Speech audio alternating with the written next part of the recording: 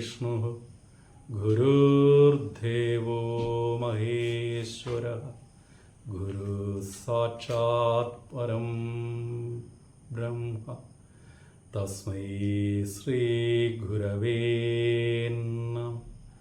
अज्ञानतिमिरान्धस्य ज्ञानाञ्जनशलाकया चक्षुरुन्मीलितं येन तस्मै श्रीगुरवे नमः। शिवगिरिशिखराग्रे दिव्यपद्मासनस्थं वरदमभयहस्तं पापविध्वंसपा सुजननिकरसेव्यं चारुकारुण्यनेत्रं कलिकलुषविनाशं नौमि नारायणाख्यं। गुरवे सर्वलोकानां पिषजे भवरोगिणां निधये सर्वविद्यानां दक्षिणामूर्तये नमः। ॐ सहनाववतु सहनौ भुनक्तु सह वीर्यं करवावहै तेजस्विनाधीतमस्तु मा विद्विषावहै। ॐ शान्ति शान्ति शान्तिः। നമസ്തേ. ഭഗവാൻ ശ്രീനാരായണ തൃപാദങ്ങളുടെ ദിവ്യകൃപയാൽ ഒരു പുണ്യമായിരിക്കുന്ന സങ്കേതത്തിൽ ജനിക്കുവാൻ കഴിഞ്ഞതിന് ഗുരുവിൻ്റെ പാദങ്ങളിൽ ആദ്യമേ പ്രണാമം. ആ ഗുരുവിൻ്റെ പാദങ്ങളിലേക്ക് നയിക്കുന്ന ആചാര്യപാദങ്ങളിൽ പ്രണാമം. കോട്ടയം SNDP യൂണിയൻ്റെയും കോട്ടയം SNDP യൂണിയൻ്റെ പോഷക സംഘടനയായിരിക്കുന്ന സൈബർ സേനയുടെയും ആഭിമുഖ്യത്തിൽ ഗുരുവിജ്ഞാന സന്ധ്യ ഈ ചിങ്ങം 1-ാം തീയതി മുതൽ ഗുരുവിൻ്റെ തിരുജയന്തിയും മഹാസമാധിയുമൊക്കെ ആഘോഷിക്കുകയും ആചരിക്കുകയും അതിനോടൊപ്പം തന്നെ ഗുരുവിൻ്റെ അനന്തരഗാമിയായി നാരായണ തൃപാദങ്ങളാൽ പ്രതിഷ്ഠിതനായിരിക്കുന്ന ബോധാനന്ദ സ്വാമിയുടെ മഹാപരിനിർവാണ ദിനം വരെയുള്ള ഏതാണ്ട് 40 ദിവസം ഒരു മണ്ഡലകാലം ഗുരുവിൻ്റെ ദിവ്യമായിരിക്കുന്ന കൃതികളെക്കുറിച്ചും ഗുരുചരിതത്തെക്കുറിച്ചും ഗുരുവിൻ്റെ പരിപാവനമായിരിക്കുന്ന പാദങ്ങൾ പതിഞ്ഞ പുണ്യ സ്ഥലികളെക്കുറിച്ചുമൊക്കെയുള്ള വിജ്ഞാനത്തെ യഥാർത്ഥ ജ്ഞാനമായി ഗുരുഭക്തരിലേക്ക് എത്തിക്കുക എന്നുള്ള ഏറ്റവും ശ്രേഷ്ഠമായിരിക്കുന്ന ഉദ്യമമാണ് കോട്ടയത്തിൻ്റെ സൈബർ സേന ഏറ്റെടുത്തിരിക്കുന്നത്. ഈ ഉദ്യമത്തെ ആദ്യം തന്നെ വളരെ സന്തോഷത്തോടു കൂടി ഞാൻ പ്രണമിക്കുകയാണ്. കാരണം മഹാഗുരുവിൻ്റെ ദിവ്യമായ ചക്ഷുസിൽ നാഗമ്പടത്തിൻ്റെ തെന്മാവിൻ ചുവട്ടിൽ നിന്ന് ലോകത്തിന് മാതൃകയായി തീർന്ന് അറിവിൻ്റെ തീർത്ഥാടനം സമാരംഭം കുറിക്കുവാനുള്ള അനുമതി ലഭിച്ചു. ആ അനുമതി ലഭിച്ചപ്പോൾ അന്ന് അഷ്ടവിഷയങ്ങളിൽ ഭഗവാൻ അവസാനമായി 8-ാമത്തെ വിഷയമായി പറഞ്ഞത് നൂതന ശാസ്ത്ര സാങ്കേതിക വിദ്യയെ പഠിക്കുന്നതും അത് പഠിപ്പിക്കുന്നതിനെക്കുറിച്ചുമാണ്. ഇന്ന് ലോകം വിരൽത്തുമ്പിലേക്ക് എത്തി നിൽക്കുമ്പോൾ ആ നൂതന ശാസ്ത്ര സാങ്കേതിക വിദ്യ കൊണ്ട് ഗുരുവിൻ്റെ ദിവ്യമായിരിക്കുന്ന ചരിതങ്ങളെ ലോകത്തിലേക്ക് എത്തിക്കുക എന്നുള്ള ഏറ്റവും വിശിഷ്ടമായ ഉദ്യമം ചെയ്യുന്ന സുഹൃത്തുക്കൾ ആയിട്ടുള്ള നിങ്ങൾ ഗുരുവിൻ്റെ ദിവ്യമായ അനുഗ്രഹത്തിന് പാത്രീഭൂതരാണെന്നുള്ളതിൽ നിസ്സംശയം പറയാവുന്ന കാര്യമാണ്. എന്താണെങ്കിലും ഈ 40 ദിവസം 40 പുതിയ വിഷയങ്ങളെക്കുറിച്ച് ചർച്ചകൾ നടക്കുന്ന ദിവസമാണ്. ഇന്ന് മഹാഗുരുവിൻ്റെ ദിവ്യമായിരിക്കുന്ന ശതാഷ്ടോത്തരി മന്ത്രത്തെക്കുറിച്ച് വിചിന്തനം ചെയ്യണമെന്നാണ് ചിന്തിക്കുന്നത്.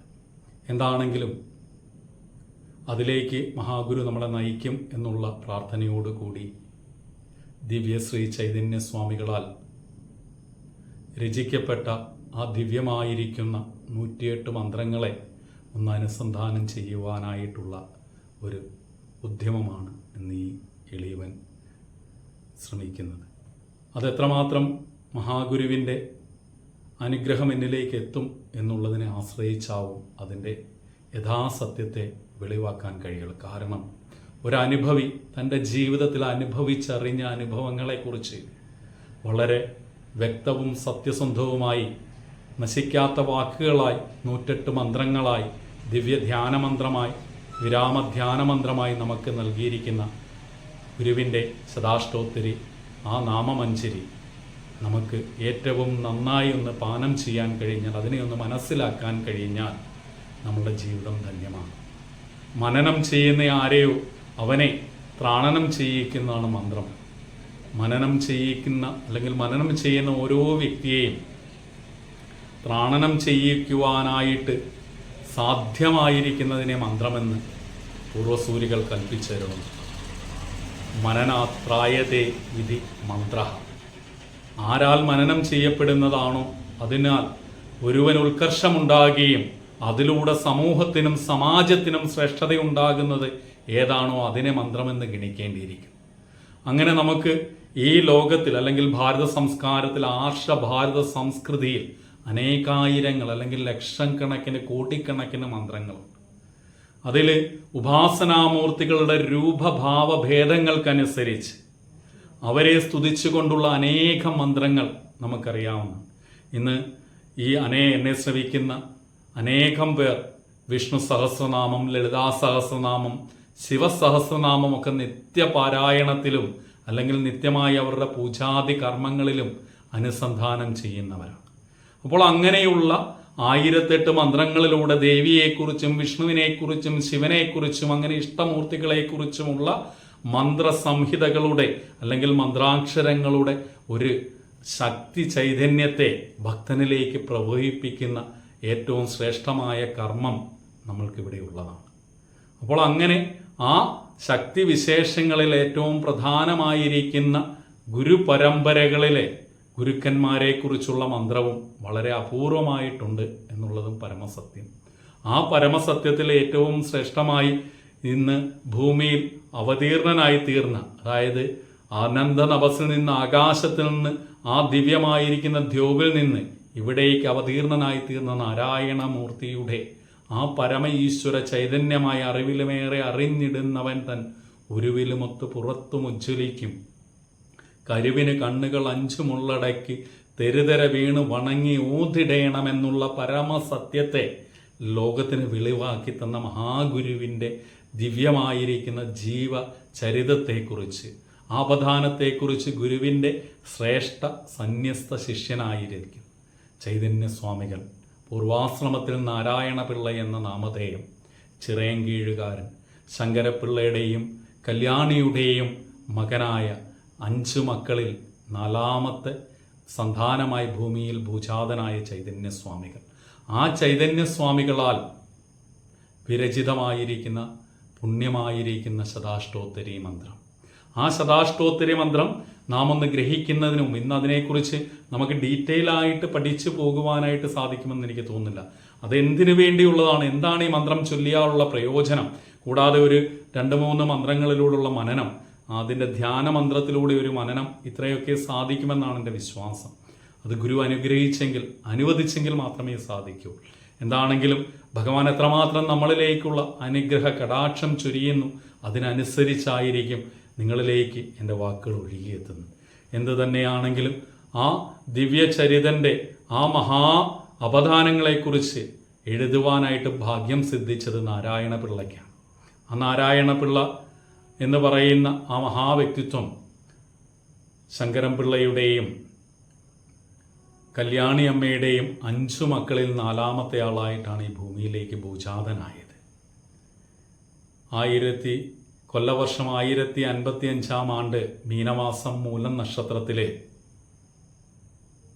3 പെൺകുട്ടികൾക്ക് ശേഷം ഒരു ആൺതരിയെ ലഭിക്കണമെന്നുള്ള അമ്മയുടെ അടങ്ങാത്ത ആഗ്രഹം പൂജയും പ്രാർത്ഥനയും വഴിപാടും ഉപവാസവുമായി വിഷ്ണു ക്ഷേത്രത്തിലെ ഭജനത്തിൻ്റെ ഫലമായി ഒരു ഉണ്ണി പിറന്നു. ആ ഉണ്ണിയുടെ പേര് നാരായണൻ.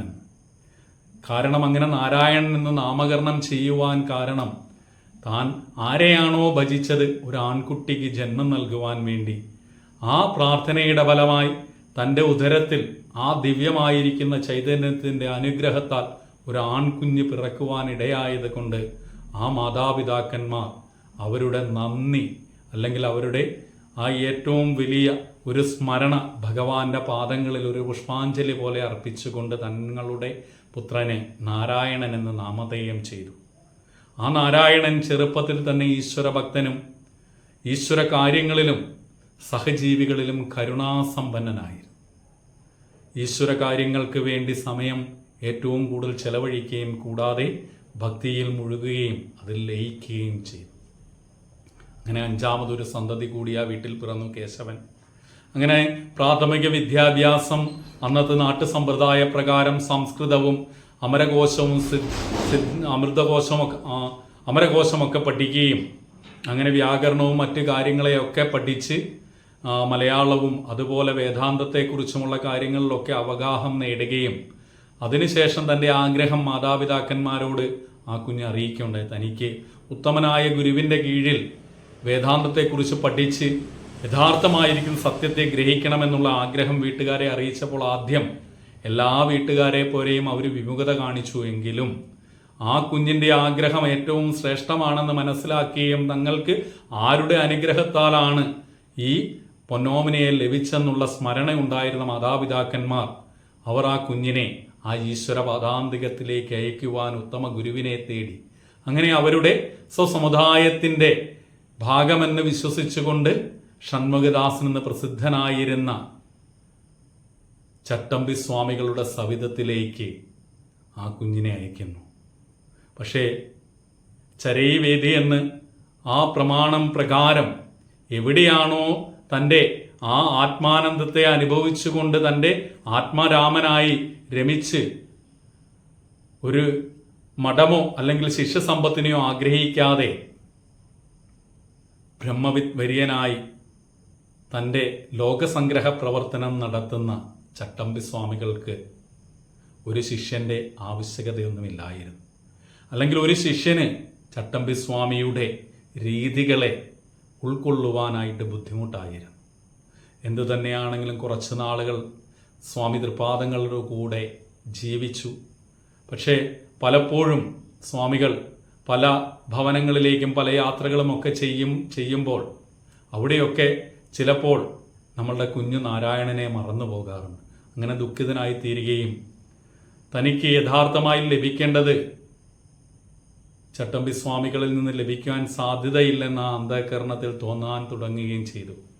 അങ്ങനെ മറ്റൊരു ഗുരുവിനെ അന്വേഷിക്കുമ്പോൾ തൻ്റെ ഗുരുവായ അല്ലെങ്കിൽ താൻ ആദ്യം ഗുരുവായി സ്വീകരിച്ച ചട്ടമ്പി സ്വാമികളുടെ സതീർത്ഥ്യൻ ആയിട്ടുള്ള നാരായണ ഗുരുവിനെ കുറിച്ച് അറിയുവാനിടയായി. പലപ്പോഴും ഗുരുവിനെ ചട്ടമ്പി സ്വാമികൾ ഒന്നിച്ച് കാണുവാനും അവരുടെ സംഭാഷണങ്ങൾ കേൾക്കുവാനും നാരായണ ഗുരുവിൻ്റെ വാത്സല്യം നുകരുവാനുമൊക്കെ നാരായണ പിള്ളയ്ക്ക് ഭാഗ്യമുണ്ടായിട്ടു.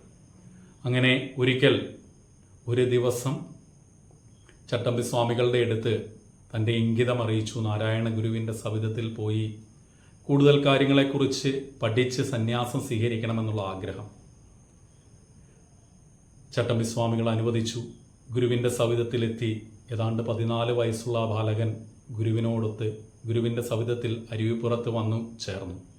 അന്ന് ഗുരുവിൻ്റെ അടുത്ത് ഗുരുവിൻ്റെ ശിഷ്യന്മാരായി ശിവലിംഗദാസ സ്വാമികളും കൊച്ചപ്പി പിള്ള എന്ന ശിവലിംഗദാസനും വൈരവൻ എന്ന ഭൈരവൻ ശാന്തികളും ഭൈരവൻ സ്വാമിയായി തീർന്ന ആ വൈരവനും ശങ്കരൻ പരദേശിയും കുമാരവുമൊക്കെ ഉണ്ടായിരുന്ന കാലം.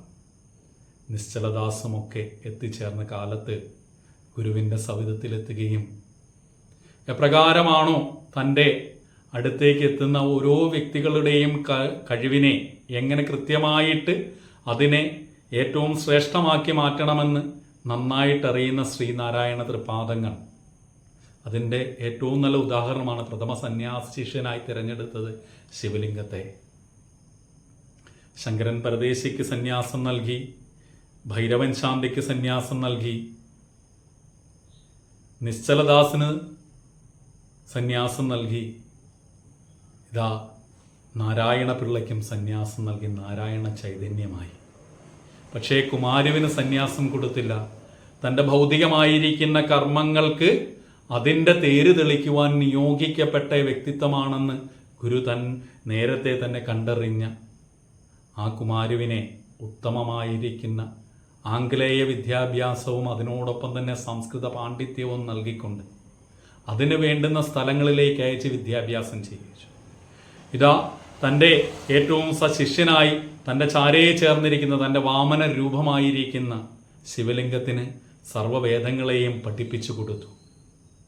സർവമായിരിക്കുന്ന ധർമ്മങ്ങളെയും കർമ്മങ്ങളെയും സനാതന ധർമ്മങ്ങളെയും ഗുരുവിൻ്റെ തിരുമൊഴിയിൽ നിന്ന് കേട്ട് പഠിക്കുവാനുള്ള ഭാഗ്യം സിദ്ധിച്ചു. അങ്ങനെ ഭാഗ്യം സിദ്ധിച്ച ആ കൂട്ടത്തിൽ തന്നെയുണ്ട് നമ്മുടെ നാരായണ പിള്ളയും അല്ലെങ്കിൽ ചൈതന്യസ്വാമികളും. ആ ചൈതന്യസ്വാമികളെ ഗുരു വൈദ്യവും അതുപോലെ തന്നെ തച്ചുശാസ്ത്രവും ക്ഷേത്രഗണിതവും അങ്ങനെ പല രീതിയിലുള്ള വൈദിക പാരമ്പര്യങ്ങളും ഒക്കെ പഠിക്കുവാനായിട്ട് ശ്രേഷ്ഠന്മാരായിരിക്കുന്ന ആചാര്യന്മാരുടെ അടുത്തേക്ക് അയക്കുകയുണ്ടായി. അങ്ങനെ അവയിലൊക്കെ നല്ല പാണ്ഡിത്യം ലഭിക്കുകയും ആ പാണ്ഡിത്യത്തിന് ഉത്തമ അധികാരിയായി തീരുകയും ഗുരുവിൻ്റെ ചാരയെ നിന്നുകൊണ്ട് ഗുരുവിനെക്കുറിച്ച് അല്ലെങ്കിൽ ഗുരുവിൻ്റെ കർമ്മമണ്ഡലങ്ങളെക്കുറിച്ചൊക്കെ നല്ല ബോധ്യമുണ്ടാകുകയും ശിവഗിരിയിലും ഗുരുവിനെ അനുഗമിച്ച് ശിവഗിരിയിലെ പ്രതിഷ്ഠകൾക്കൊക്കെ ശേഷം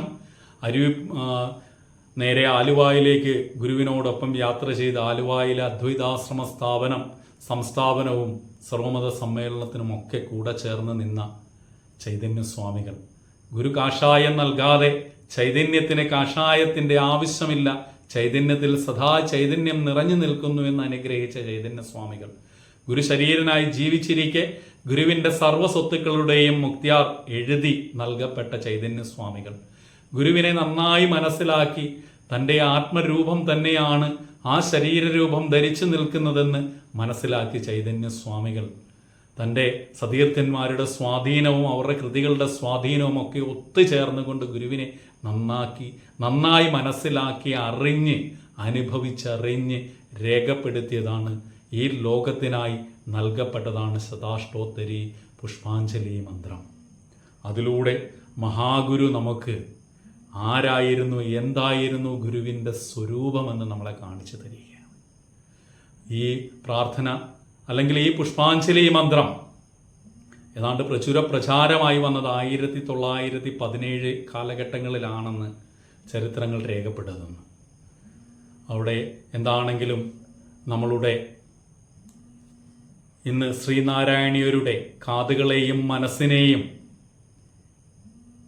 ഏറ്റവും പൂർണ്ണമായി നിറയ്ക്കുന്ന അല്ലെങ്കിൽ ഏറ്റവും ആനന്ദത്തിൻ്റെ പീയൂഷധ്വനികൾ നൽകുന്ന ഏറ്റവും സുന്ദരമായിരിക്കുന്ന വചസ്സുകളാണ് ഈ പുണ്യമന്ത്രങ്ങൾ. ഗുരു ശരീരനായിരിക്കുമ്പോൾ ഇത് കണ്ണൂർ സുന്ദരേശ്വരത്ത് വെച്ച് ഗുരുവിൻ്റെ അനുമതിയോടുകൂടി ചൈതന്യസ്വാമികൾ തന്നെ ഗുരുവിനെ ഈ മന്ത്രങ്ങളെല്ലാം വായിച്ച് കേൾപ്പിച്ചുവെന്നും അതിലെ തെറ്റുകളൊക്കെ ഗുരുവിൻ്റെ അനുജ്ഞയ്ക്കനുസരിച്ച് തിരുത്തുകയും ഗുരുവിൻ്റെ വാക്കുകൾക്കനുസരിച്ച് അതിനെ വീണ്ടും പുനർക്രമീകരിച്ച് ആത്മാനന്ദസ്വാമിയുടെ സഹായവും അതുപോലെ തന്നെ മറ്റ് ശിഷ്യോത്തമന്മാരുടെ വാക്കുകളുടെ സഹായവും ഒക്കെ കൊണ്ട് ചൈതന്യസ്വാമികൾക്ക് അതിനെ നന്നായിട്ട് ക്രമീകരിച്ചുകൊണ്ട് ആദ്യമായി രചിക്കപ്പെട്ട ആ മന്ത്രസംഹിതയിൽ നിന്ന് തുലവും വ്യത്യസ്തമായി ഏറ്റവും ശ്രേഷ്ഠമായി ശരീരവർണ്ണനകളില്ലാതെ ഗുരുവിൻ്റെ യഥാർത്ഥമായിരിക്കുന്ന ചൈതന്യ സ്വരൂപം എന്താണെന്ന് ഓരോ മന്ത്രങ്ങളിലൂടെയും നമ്മൾ യാത്ര ചെയ്യുമ്പോൾ ഗുരുവിൻ്റെ യഥാർത്ഥ ചൈതന്യ സ്വരൂപം എന്താണെന്ന് നമുക്ക് മനസ്സിലാക്കാൻ സാധിക്കും, മനനം ചെയ്യാനായിട്ട് സാധിക്കും. അത്രമാത്രം, അതായത് മനനം ചെയ്യുന്നവനെ ആ തലത്തിൽ ആ മന്ത്രങ്ങളെ മനനം ചെയ്യുകയാണെങ്കിൽ ആ തലത്തിൽ തന്നെ ആ മന്ത്രം നമ്മളെ ഏറ്റവും പരമമായിരിക്കുന്ന ആനന്ദത്തിലേക്ക്, അനുഭൂതി തലത്തിലേക്ക് എത്തിക്കാൻ സാധിക്കുന്ന മന്ത്രങ്ങളാണ് ഈ പുഷ്പാഞ്ജലി മന്ത്രങ്ങൾ.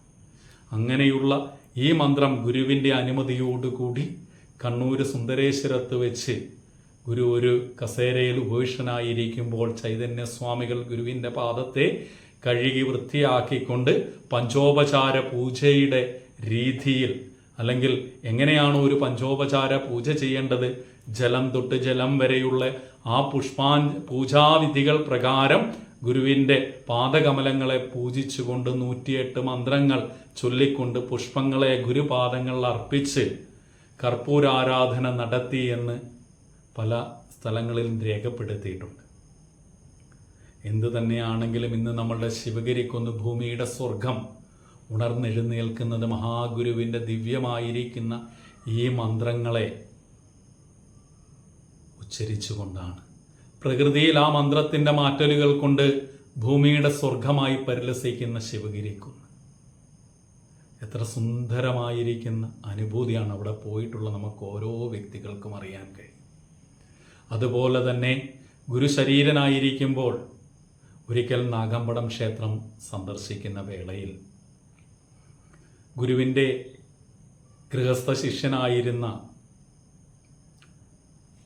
നാഗമ്പടത്തെ തന്ത്രികൾ, ഗോപാലൻ തന്ത്രികൾ, അദ്ദേഹം ഗുരുവിൻ്റെ അടുത്ത് ഈ പുഷ്പാഞ്ജലി മന്ത്രം ചെയ്യുവാനായിട്ടുള്ള അനുമതിക്കായിട്ട്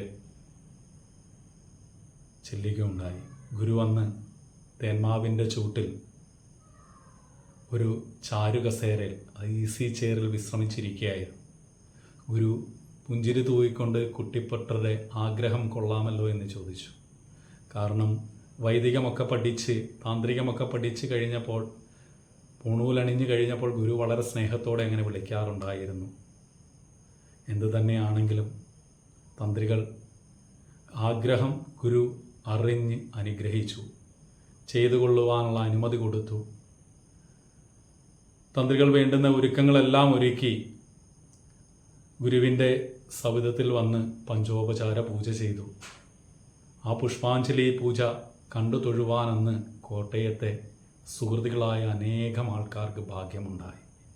അങ്ങനെ ഗുരു ജീവിച്ചിരിക്കെ തന്നെ പൂജിക്കുവാനായിട്ട് അനുമതി നൽകുകയും വൈദിക മഠത്തിൽ അനേകം തവണ, അന്ന് പല ജീവചരിത്ര ഗ്രന്ഥങ്ങളിലും അതുപോലെ തന്നെ ഗുരുവിൻ്റെ കാലഘട്ടങ്ങളെക്കുറിച്ച് വിവരിക്കുന്ന ഗ്രന്ഥങ്ങളിലൊക്കെ വളരെ സുവ്യക്തമായി രേഖപ്പെടുത്തിയിട്ടുണ്ട്. വൈദിക മഠത്തിൻ്റെ മുൻപിൽ ഒരു കസേരയിൽ ഗുരു വന്ന് ആമഗ്നനാവുകയും ഗുരുവിൻ്റെ സന്യാസി ശിഷ്യന്മാർ ഗുരുവിൻ്റെ സവിധത്തിലെത്തുകയും പാദകമലങ്ങളെ ജലം കൊണ്ട് അഭിഷേകം ചെയ്ത് പുഷ്പാഞ്ജലി, ഈ ശതാഷ്ടോത്തരി മന്ത്രപുഷ്പാഞ്ജലിയും അതിനുശേഷം കർപ്പൂര ആരാധനയും ചെയ്തുകൊണ്ടിരുന്നു. അപ്പോൾ അത്ര മഹനീയമായിരിക്കുന്ന ഈ മന്ത്രത്തെ ഗുരു തൻ്റെ ജീവിതകാലത്ത് തന്നെ അനുമതി നൽകിയതാണ്. ഗുരുവിൻ്റെ പ്രഥമമായിരിക്കുന്ന പ്രതിഷ്ഠ നടത്തിയ വിഗ്രഹം അല്ലെങ്കിൽ ഗുരുവിൻ്റെ ഒരു പ്രതിഷ്ഠ നടത്തിയ സ്ഥലമാണ് നമ്മളുടെ കോലത്തുകര. ആ കോലത്തുകരയിലും ഗുരു ശരീരനായിരിക്കുന്ന വേളയിൽ, ഒരിക്കൽ അവിടെ വിശ്രമിക്കുന്ന വേളയിൽ വൈകുന്നേരം ഗുരുവിൻ്റെ ഛായാചിത്രത്തിൽ ഗുരുപുഷ്പാഞ്ജലി മന്ത്രത്തിൻ്റെ പൂജാതി കർമ്മങ്ങൾ ചെയ്യുമ്പോൾ ഗുരുവിൻ്റെ അടുത്തിരുന്ന എല്ലാവരും ഓടി ആ ദീപാരാധന തൊഴുവാനായിട്ട് പോകുന്നുണ്ട്. ഗുരു അപ്പോൾ തമാശ രൂപേണ പറഞ്ഞു, അവിടെ അതാ നാം ഇവിടെയുണ്ട് എന്ന് തമാശ രൂപേണ പറയുമ്പോൾ എല്ലാവരും തങ്ങൾ ആ ചിത്രത്തിൽ തങ്ങളുടെ ഈശ്വരനെ ദർശിക്കുവാനുള്ള വ്യഗ്രതയിൽ ഓടുന്നു. ഗുരു അപ്പോൾ തന്നെ നമുക്കറിയാം ഗുരു ആ ഈശ്വര സ്വരൂപനാണെന്നുള്ളത് ജീവിച്ചിരുന്ന കാലഘട്ടത്തിൽ തന്നെ ജനം അംഗീകരിച്ചാണ്. പക്ഷേ ഇന്ന് ഇതിന് തർക്കമായിട്ട് നടക്കുകയാണ്. എന്താണെങ്കിലും നമുക്ക് അതിലേക്കൊക്കെ ഒന്ന് ചിന്തിച്ച് പോകേണ്ട കാലഘട്ടമൊക്കെ അതിക്രമിച്ച് കിടക്കുകയാണ്. ഇതിനെക്കുറിച്ച്, ഈ മന്ത്രത്തെക്കുറിച്ചൊന്ന് മനനം ചെയ്യാൻ കഴിഞ്ഞാൽ, ഇതിനെ ഒന്ന് പഠിക്കാൻ കഴിഞ്ഞാൽ, ഈ മന്ത്ര സംഹിതയിലൂടെ ഒന്ന് ജീവിക്കുവാൻ കഴിഞ്ഞാൽ നമ്മളുടെ സംശയം നിശേഷം മാറും. ഇന്ന് നമുക്കിതിൻ്റെ ധ്യാന മന്ത്രത്തിലൂടെയും ഇതിൻ്റെ ചെറിയൊരു വഴിയിലേക്ക് മാത്രമേ നമ്മൾ എത്തിയുള്ളൂ. അതിൽ യഥാർത്ഥമായിരിക്കുന്ന ഇതിന് ഗഹനമായ തലങ്ങളിലേക്ക് ഇതിന് ശേഷം നമുക്ക് അവസരങ്ങളൊക്കെ ഉണ്ടാകുകയാണെങ്കിൽ ചിന്തിച്ചുകൊണ്ട് ഈ ഗുരു പുഷ്പാഞ്ജലി മന്ത്രത്തെക്കുറിച്ച് തന്നെ ചിന്തിക്കുവാൻ ഭഗവാൻ നമ്മെ അനുഗ്രഹിക്കാൻ ഇട നൽകട്ടെ എന്ന് പ്രാർത്ഥിക്കുകയാണ്. അപ്പോൾ ഇതിൻ്റെ യഥാർത്ഥമായിരിക്കുന്ന വസ്തുതകളൊക്കെ അന്ന് ഗുരു നമുക്ക് ചിലപ്പോൾ വെളിവാക്കി തരുവാനായിട്ട് സാധ്യതയുണ്ട്. അതാണ് ഒരു ഭക്തൻ, അതായത് നമുക്ക് കൃത്യമായിട്ടറിയാം, ആരായുകിൽ അന്ധത്വമൊഴിച്ചാദിമഹസിൻ നേരാം വഴി കാട്ടും ഗുരുവല്ലോ പരദൈവമെന്ന് ചിന്നസ്വാമികൾ, ശ്രീനാരായണ ഗുരുവിൻ്റെ ഗൃഹസ്ഥ ശിഷ്യനായ ചിന്നസ്വാമികൾ എന്ന് വിളിക്കപ്പെട്ട ആ കുമാരുവിനാൽ രേഖപ്പെടുത്തപ്പെട്ട എഴുതപ്പെട്ട ദിവ്യമായിരിക്കുന്ന സമാജ കീർത്തനത്തിലെ പ്രഥമ മന്ത്രമാണ്. അതിലൂടെ പറയണം, നമ്മൾ അന്വേഷിച്ച് അടുത്ത് ചെല്ലുകയാണ്. ഗുരുവിൻ്റെ അടുത്താണ് യഥാർത്ഥമായ സത്യത്തെ ഗുരു നമുക്ക് കാണിച്ചത്. എന്നതുപോലെ തന്നെ ഈ ദിവ്യമായിരിക്കുന്ന മന്ത്രത്തെക്കുറിച്ച് എനിക്ക് അറിയുവാൻ ആഗ്രഹമുണ്ട്, പരമഗുരുവെ എനിക്കതൊന്ന് കാണിച്ചു തരണമെന്ന് നാം ആഗ്രഹിച്ചാൽ അവിടേക്ക് നമ്മളെ എത്തിക്കും, ഉറപ്പാണ്, സംശയമില്ല. ഇപ്പോൾ നമുക്കിതിൻ്റെ ചെറുതായിരിക്കുന്ന ഒരു വഴിയിലേക്കൊരു യാത്ര എന്ന്, അല്ലെങ്കിൽ ഇതിനെക്കുറിച്ചൊരു ചെറിയ അറിവ് മാത്രമായിട്ട് നമുക്കൊന്ന് യാത്ര ചെയ്യാമെന്ന് ചിന്തിക്കാം. ഇതിൻ്റെ ധ്യാനമന്ത്രമായിട്ട് ഓം ഹംസാഭ്യാം പരിവൃത്ത പത്രകമലേർ ദിവ്യേ ജഗത് കാരണം വിശ്വോത്കീർണമനേഹദേഹ നിലയം സ്വച്ഛന്തം ആനന്ദകം അത്യന്തേകം അഖണ്ഡചിദ്ഗനരസം പൂർണ്ണം ഹ്യനന്തം ശുഭം പ്രത്യക്ഷാക്ഷര വിഗ്രഹം ഗുരുപദം ധ്യായേ വിഭും ശാശ്വതം എന്നാണ് ഇതിൻ്റെ ധ്യാനമന്ത്രം സമാരംഭിക്കുന്നത്. ശരിക്കും ഒരു മന്ത്രത്തിന്റെ ഒരു പരിപൂർണതയിൽ, അല്ലെങ്കിൽ നമ്മുടെ ഉപാസനാമൂർത്തികളെ സഗുണോപാസനയിലെ ഏറ്റവും വലിയൊരു പ്രത്യേകതയാണ്. ഗുരുകൃതികളിലൂടെ നമ്മൾ യാത്ര ചെയ്യുമ്പോൾ നമുക്കറിയാം വിനായകനെക്കുറിച്ചും സുബ്രഹ്മണ്യനെക്കുറിച്ചും ഭദ്രകാളിയെക്കുറിച്ചും ഒക്കെ ഗുരു എഴുതിയ കൃതികളിൽ നാം യാത്ര ചെയ്യുമ്പോൾ, അതിനെ അനുസന്ധാനം ചെയ്യുമ്പോൾ ആ ഈശ്വരന്റെ രൂപവർണ്ണനകളെ കുറിച്ച് ആണ് ആദ്യം ഗുരു നമുക്ക് കാണിച്ചു തരുന്നത്. നമദ്ദേവവൃന്ദം ലസദ്വേദഗന്ധം ചിരശ്രീമതിന്ദും ശ്രുതശ്രീ മുകുന്ദം ബൃഹച്ചാരുതുന്തം സ്തുതശ്രീ സനന്ദം ജഡാഹീന്ദ്രകുന്ദം ഭജേ അഭീഷ്ടസന്തം എന്നാണ് ഭഗവാൻ ആ വിനായക അഷ്ടത്തിന്റെ പ്രഥമ ശ്ലോകത്തിൽ നിന്ന്. നമദ്ദേവ, ദേവന്മാരാൽ നമിച്ചു നിൽക്കുന്നവനും ആ ചന്ദ്രാക്കലാധരനായിരിക്കുന്നവനും സുന്ദര രൂപനായിരിക്കുന്നവനും ആ തടിച്ച ശരീരത്തോട് കൂടിയിരിക്കുന്നവനും ഭക്തന്റെ സർവ്വ ആഗ്രഹത്തെയും സാധിക്കുവാൻ ദന്തീമുഖനായിരിക്കുന്ന ഗണപതിയുടെ രൂപത്തെ പ്രഥമ ശ്ലോകത്തെ നമുക്ക് വർണ്ണിച്ചു നൽകാൻ എന്നതുപോലെ തന്നെയാണ് നാം ഏതു തരം മന്ത്രങ്ങൾ, അല്ലെങ്കിൽ ഈ ശതാഷ്ടോത്തരിയോ അല്ലെങ്കിൽ ശതനാമാവലികളോ അല്ലെങ്കിൽ സഹസ്രനാമങ്ങളോ ഒക്കെ എടുത്താൽ നമുക്കറിയാം ഒരു ധ്യാന മന്ത്രം ഉണ്ടാവും. ആ ധ്യാനമന്ത്രത്തിൽ പ്രഥമമായി താൻ ആരെയാണോ ഭജിക്കുന്നത് ആ ഈശ്വര സ്വരൂപത്തിന്റെ സ്വരൂപത്തെ അല്ലെങ്കിൽ രൂപഭാവത്തെ തന്റെ ഹൃദയത്തിലേക്ക് ആവാഹിക്കുക എന്നുള്ളതാണ് ഭക്തന്റെ പ്രഥമമായിരിക്കുന്ന അവസ്ഥ. ധ്യാനിക്കുക, ആ പ്രധാനമായിരിക്കുന്ന അവസ്ഥയിൽ ധ്യാന നിമഗ്നനായിരിക്കുക. അതായത് തൻ്റെ ശരീരവും പഞ്ചേന്ദ്രിയങ്ങളും മനസ്സും എല്ലാം, ബുദ്ധിയും മനസ്സുമെല്ലാം ആ ദിവ്യമായിരിക്കുന്ന സ്വരൂപത്തിൽ ഏകാഗ്രപ്പെടുത്തുക എന്നുള്ളതാണ്. അത് തന്നെയാണ് ഇവിടെ ചൈതന്യസ്വാമികൾ നമ്മളെ കൊണ്ട് ചെയ്യുന്ന ഏറ്റവും വലിയ ദൗത്യം. ആ ധ്യാനമന്ത്രത്തിലൂടെ ഓം ഹംസാഭ്യാം പരിവൃത്ത പത്രകമലയേ ദിവ്യേ ജഗത് കാരണം വിശ്വോത്കീർണമനേഹദേഹ നിലയം സ്വച്ഛന്തം ആനന്ദകം അത്യന്തേകം അഖണ്ഡചിദ്ഗനരസം പൂർണ്ണം ഹ്യനന്തം ശുഭം പ്രത്യക്ഷാക്ഷര വിഗ്രഹം ഗുരുപദം ധ്യായേത് വിഭും ശാശ്വതം.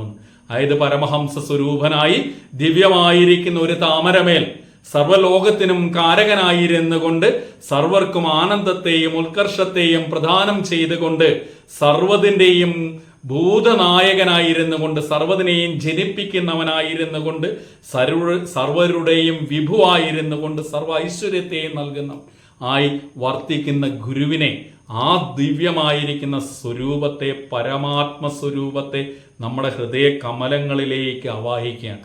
പ്രഥമമായി പറയുന്നത് ഓം ഹംസാഭ്യാം.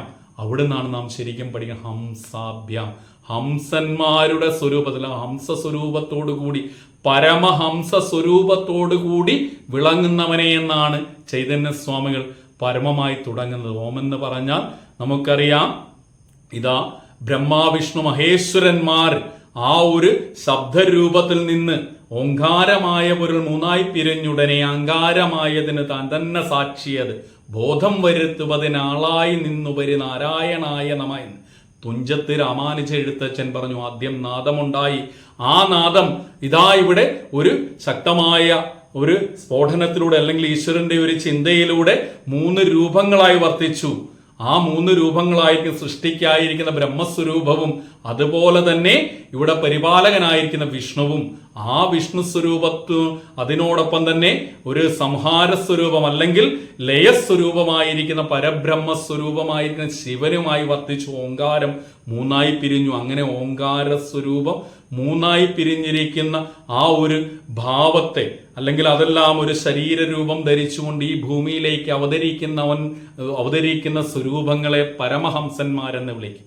അതായത് ഇവിടെയുണ്ടായിരുന്ന ഈ ഭവസാഗരത്തിലുള്ള ദുഃഖങ്ങളെയെല്ലാം കളഞ്ഞുകൊണ്ട് ആ ദുഃഖത്തിന്റെ കടലിനെ എല്ലാം നീക്കി പരമമായിരിക്കുന്ന സത്യത്തെ മനസ്സിലാക്കി ആ പരമ്പൊരുളിൽ ലയിച്ചു നിൽക്കുന്ന യഥാർത്ഥമായിരിക്കുന്ന മനീഷികളെ, മുനീശ്വരന്മാരെ, ഋഷീശ്വരന്മാരെ പരമഹംസന്മാരെന്ന് ലോകം വിളിക്കുന്നു.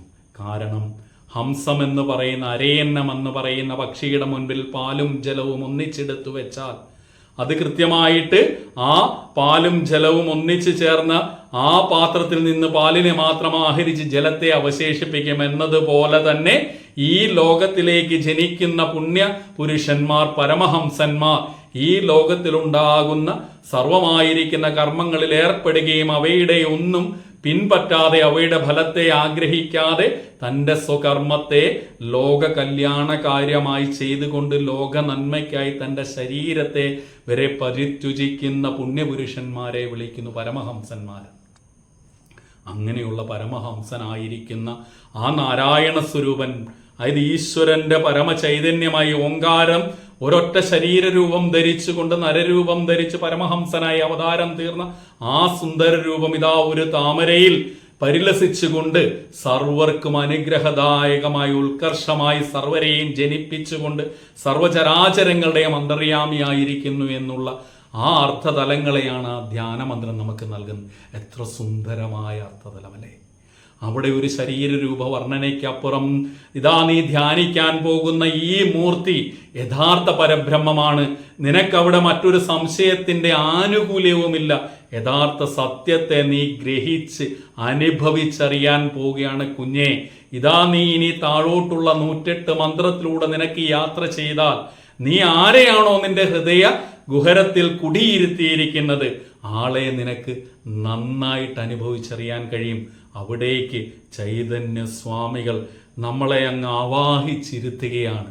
ആ പരബ്രഹ്മ പരമഹംസ സ്വരൂപത്തിൽ സർവചരാചരങ്ങളിലും നിറഞ്ഞു നിൽക്കുന്ന സ്വരൂപത്തിൽ ഇന്ന് നമുക്കിതിൻ്റെ ഒരു 3-4 മന്ത്രങ്ങളിലെ മനനം ചെയ്യുവാനായിട്ടുള്ള ഒരു സമയമുള്ളൂ.